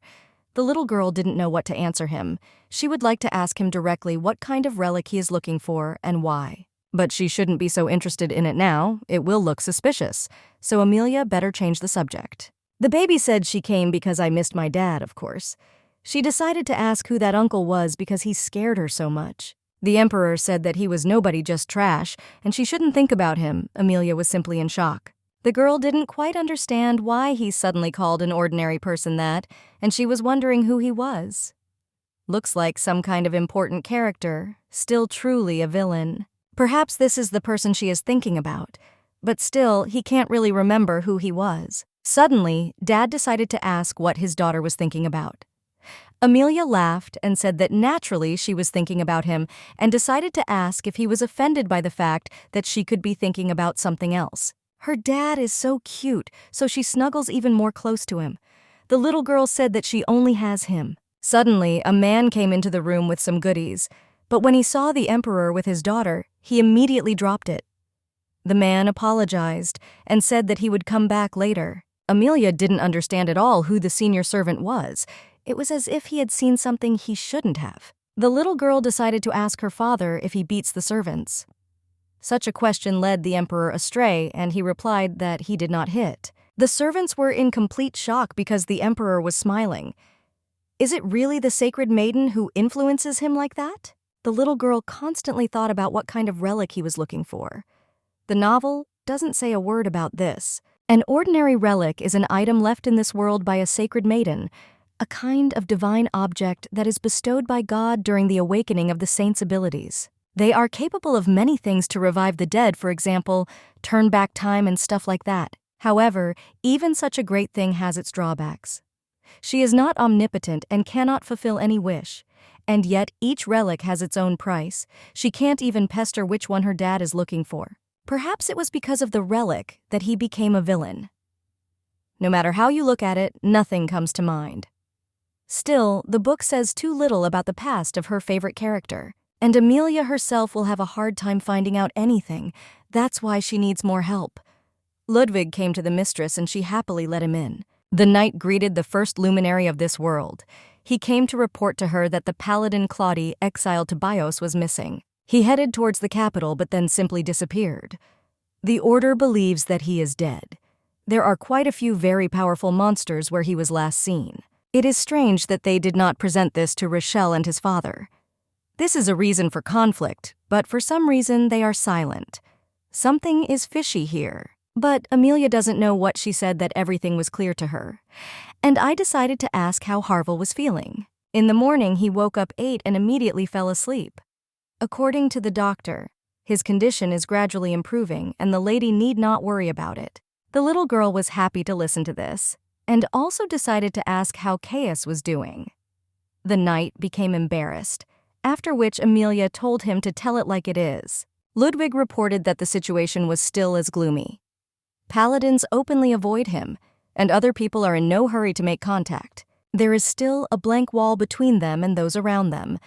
Everyone seems to think that he is now getting special treatment. Amelia asked how he reacted to this. Ludwig said that there was no reaction from him, and it seemed to him that he even liked being alone. It's like he doesn't care what people around him think of him. It's as if he is striving for loneliness, not wanting to get close to anyone. At least that's what Ludwig thinks. This is straight to the point. The Kais that Amelia knows was like that. In fact, he suffered from loneliness. The little girl decided to ask me if he was disgusted with Ludwig because of this. The knight said that he was still a child, and he could not be disgusted with him. The saint said that others didn't like him because of this comma, and he doesn't look like an ordinary child.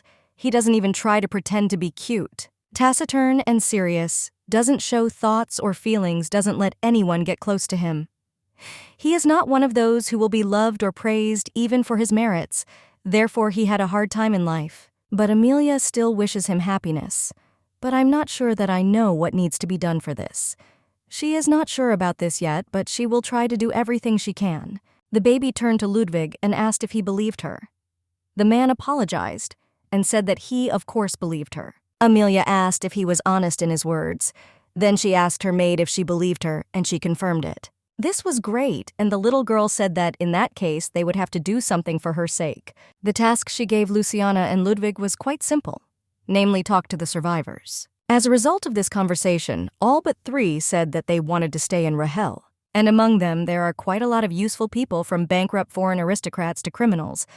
It looks like they grabbed everyone indiscriminately. The little girl decided to ask the maid what about their future plans. The maid interviewed everyone and collected their answers. Luciana handed them over to the lady. And yet, I decided to ask why she needed all this. Amelia didn't know what to say at first. She said that it is quite difficult to simply analyze everyone's abilities, but at least there will be an approximate database.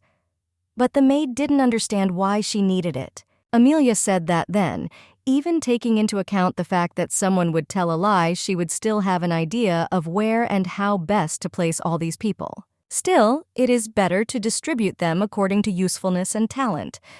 Luciana was quite surprised by this answer, after which Amelia asked what was wrong with her. The maid didn't even know what to answer. She just thinks it's better for others not to know how smart she is. Amelia realized that her maid would be in danger. The little girl said that it was okay because as long as she was around, everything would be fine. The maid promised that she would try even harder to be useful to her. Amelia was very happy and hugged her Luciana. The maid decided to ask what would happen to those who wanted to leave. Amelia told her to forget about them because it was already clear where they would go. Luciana also decided to ask what her mistress would do with those who remained. The little girl said it was a secret for now. Guests appeared at the estate of the Duke of Ravenhook, whose identity they could not establish. The emperor asked again Achillo Sasha that this time there were 2 of them, and they immediately called a doctor. It seemed that one of them was injured. The Duke of Ravenhook hardly started a charity. Perhaps he planned to harm the new princess, and they better take action before something bad happens. Achillo said that if it came to that, he would definitely have to take a closer look at the princess. The emperor immediately refused him this. Achillo did not understand at all why he was doing this to them. Melchiades said that he annoys him, who can know what is on his mind. Aquilo said that he had served him faithfully for so many years. The Duke believed that His Highness was too cruel to him. After all, he just wants to see the princess. Last time the gentleman didn't even let her greet her properly, then he also forbade you to enter the small palace. This is unfair. The emperor immediately called Callion, and he immediately began to take him out.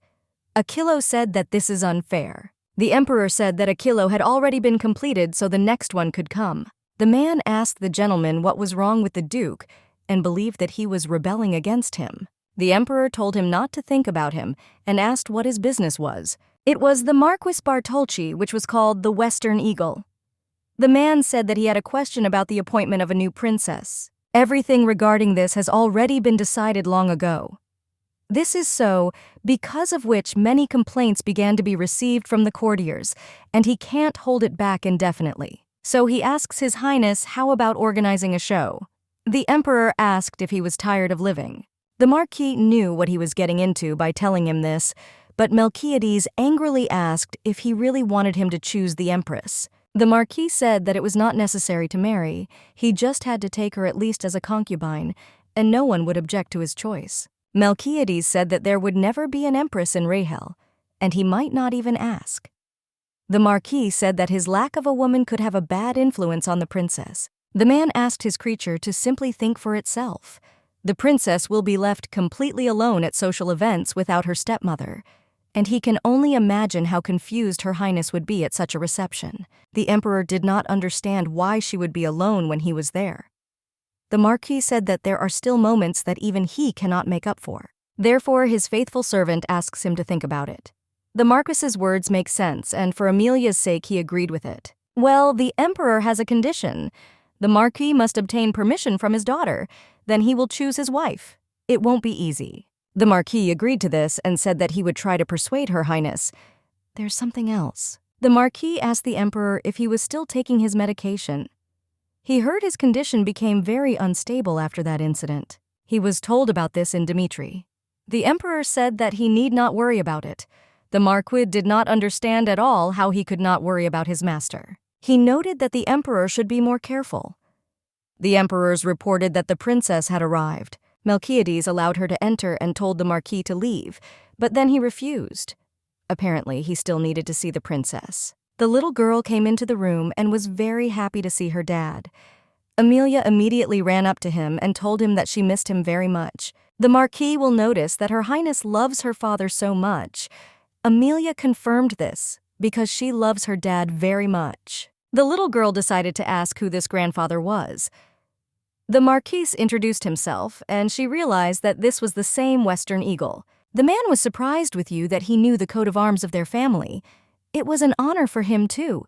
He became interested in knowing who taught her this. The girl said, no one.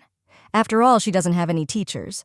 The Marquis asked His Highness if this was true. The Marquis was horrified that the emperor had not yet taken up the education of the princess. Melchiades did not understand what kind of education because she was only 6 years old. But the Marquis insisted that it was time for her to study. Leaving such a smart princess without proper education is simply unthinkable. This is in the interest of the state and all humanity. The emperor drove the Marquis away. He decided to give in because of the princess, but only this time, and asked the master to take care of her education. With that, he took his leave. The little girl is brave because her dad just got told off. This means that he can be scolded. The man agreed that he scolded him, and then decided to ask what business she came to him for. Today, Amelia came to protest. Until now, she has endured for the sake of his social position, but she can no longer remain silent. The emperor did not understand at all who taught her such words. After which I decided to ask what kind of protest she had there. The little girl asked him to listen to her carefully. Her name is Amelia Priscilla Rexae Rahel Bios.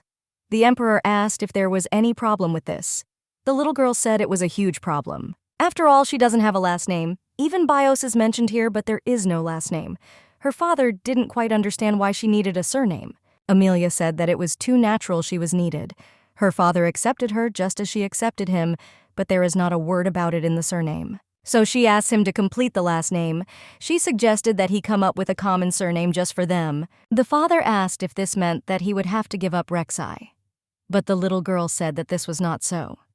This is the only way to show everyone that he is her dad, and they will leave Rexae. They will simply add the last name she chooses. This is Khan. She gradually began to forget the name she used before getting here. The little girl asked her father what his last name was, Rexae Khan. The emperor asked her to write it on paper, after which the little girl asked him to read it. Amelia Priscilla Rexae, Rahel Bios Khan, and also Melchiades Rexae Lucille Rahel Khan. The baby was very happy because now they have the same last name. In this world, only they have such a surname. The little girl asked if her dad was happy. The man smiled and said that he was happy too. From today on, the imperial family name will be Rahel Khan. According to the law of the empire, everyone whose name is the same as Princess Amelia's will have to change their name. All the aristocrats were shocked that he was changing the surname of the ruling gate to such a strange one. They are very interested in where the Khan part of the surname even came from and what it even means. And one more thing, If he manages to get the princess's consent, he will arrange a viewing for the future empress. The final decision on this matter rests with the princess.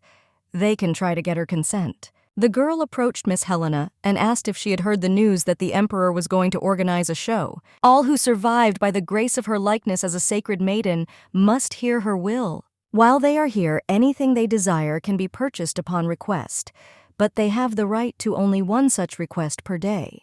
They thought that they would be forced to serve or be entrusted with hard work, but they were ready to give them what they themselves wanted.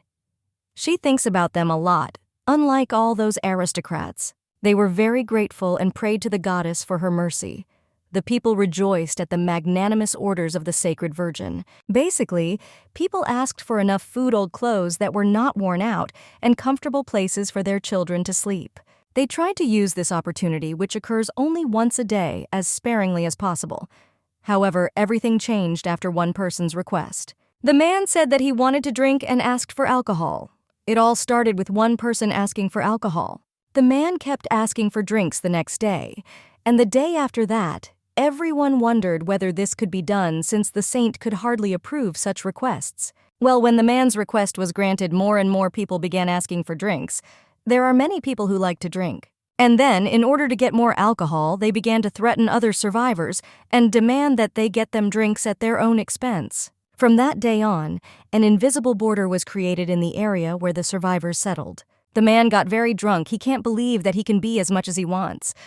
He began to say that Her Reverence was truly a holy man. The man noticed that this was so touching.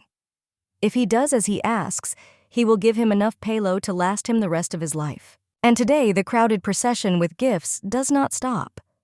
Amelia noticed a strange gift. The maid said that this was a gift from the one whose life she saved last time. From Earl Douglas, he sent this gift. This is the same graph of repentance. He wrote hundreds of times how grateful he was to her for not letting him tear out her tongue. I wrote so much that I bent my back. Amelia will throw it away anyway, but at least she'll take a look at what's there. Inside was a fountain pen. The maid said that she was from the Sagrash workshop. This is simply a masterpiece. It must have been hard to get. When Amelia heard there that it was a masterpiece, she felt sorry to throw it away, and if so, she will give it to her daddy. Under this pretext, she will see his face again. The maid said that she would call Luciana. It's still cold, so she'll dress the mistress. The palace is noisy now, so the saint must be careful. Amelia asked what she was talking about and why it was noisy there. And the maid apologized and said that it was difficult for her to talk about it. The little girl didn't quite understand what it was just now. Amelia hoped that nothing had happened, but for some reason Margarita put it so strangely. Luciana told Her Highness not to worry too much. The little girl said that she was interested, so she couldn't help but worry. Suddenly, the baby got caught and fell. The maid immediately rushed to her and asked if she was okay or everything, but the little girl said she had a headache. A woman stood in front of her. Amelia noticed that she was beautiful. The maid began shouting for them to look around and be careful since they were bringing children with them. Her mistress ordered her to stop. She apologized to Her Imperial Highness because they did not immediately recognize her, and she asks to forgive her and her maid for their ignorance. Amelia was surprised that they knew her, and the woman asked in surprise who in the palace might not know the princess. The little girl decided to ask who she was. The woman said her name was Helena. The little girl had already heard this name somewhere. As a connoisseur of beauty, she could not forget such a face. Such charm could not go unnoticed in the original, so for some reason she can't remember. For the woman, it was part of meeting the princess. She wanted to visit her earlier, but she didn't feel well. She was so sorry about it. Amelia said that everything was fine because she understood everything. Helena added that Her Highness is still a very wonderful person. Amelie didn't know any other way she should be a beautiful, kind, sweet, charming, and lovely girl. Luciana noticed that she was feeling carried away again, only this time about herself. Now it's clear why His Highness adores her so ardently. Helena added that it was still fate to meet her, so she asked to be allowed to give her advice. Since the decree of the inspectors was about to be issued, many different ladies arrived at the palace, so she must be careful. And now Helena has to go. The little girl was surprised because in the original, her daddy didn't get married. One way or another, she didn't understand why she should be careful. Strange women immediately ran to her, greeted her, and were very happy to see the princess. One woman said that she was glad to see her and that she was the daughter of the Dampiln family. Another woman said she was from the Borsella family. There was also a woman from the Jimeneros family. Amelia didn't understand at all why they flocked to her so unexpectedly. She really wanted to be saved. They constantly wanted something from her. She simply couldn't stand it anymore.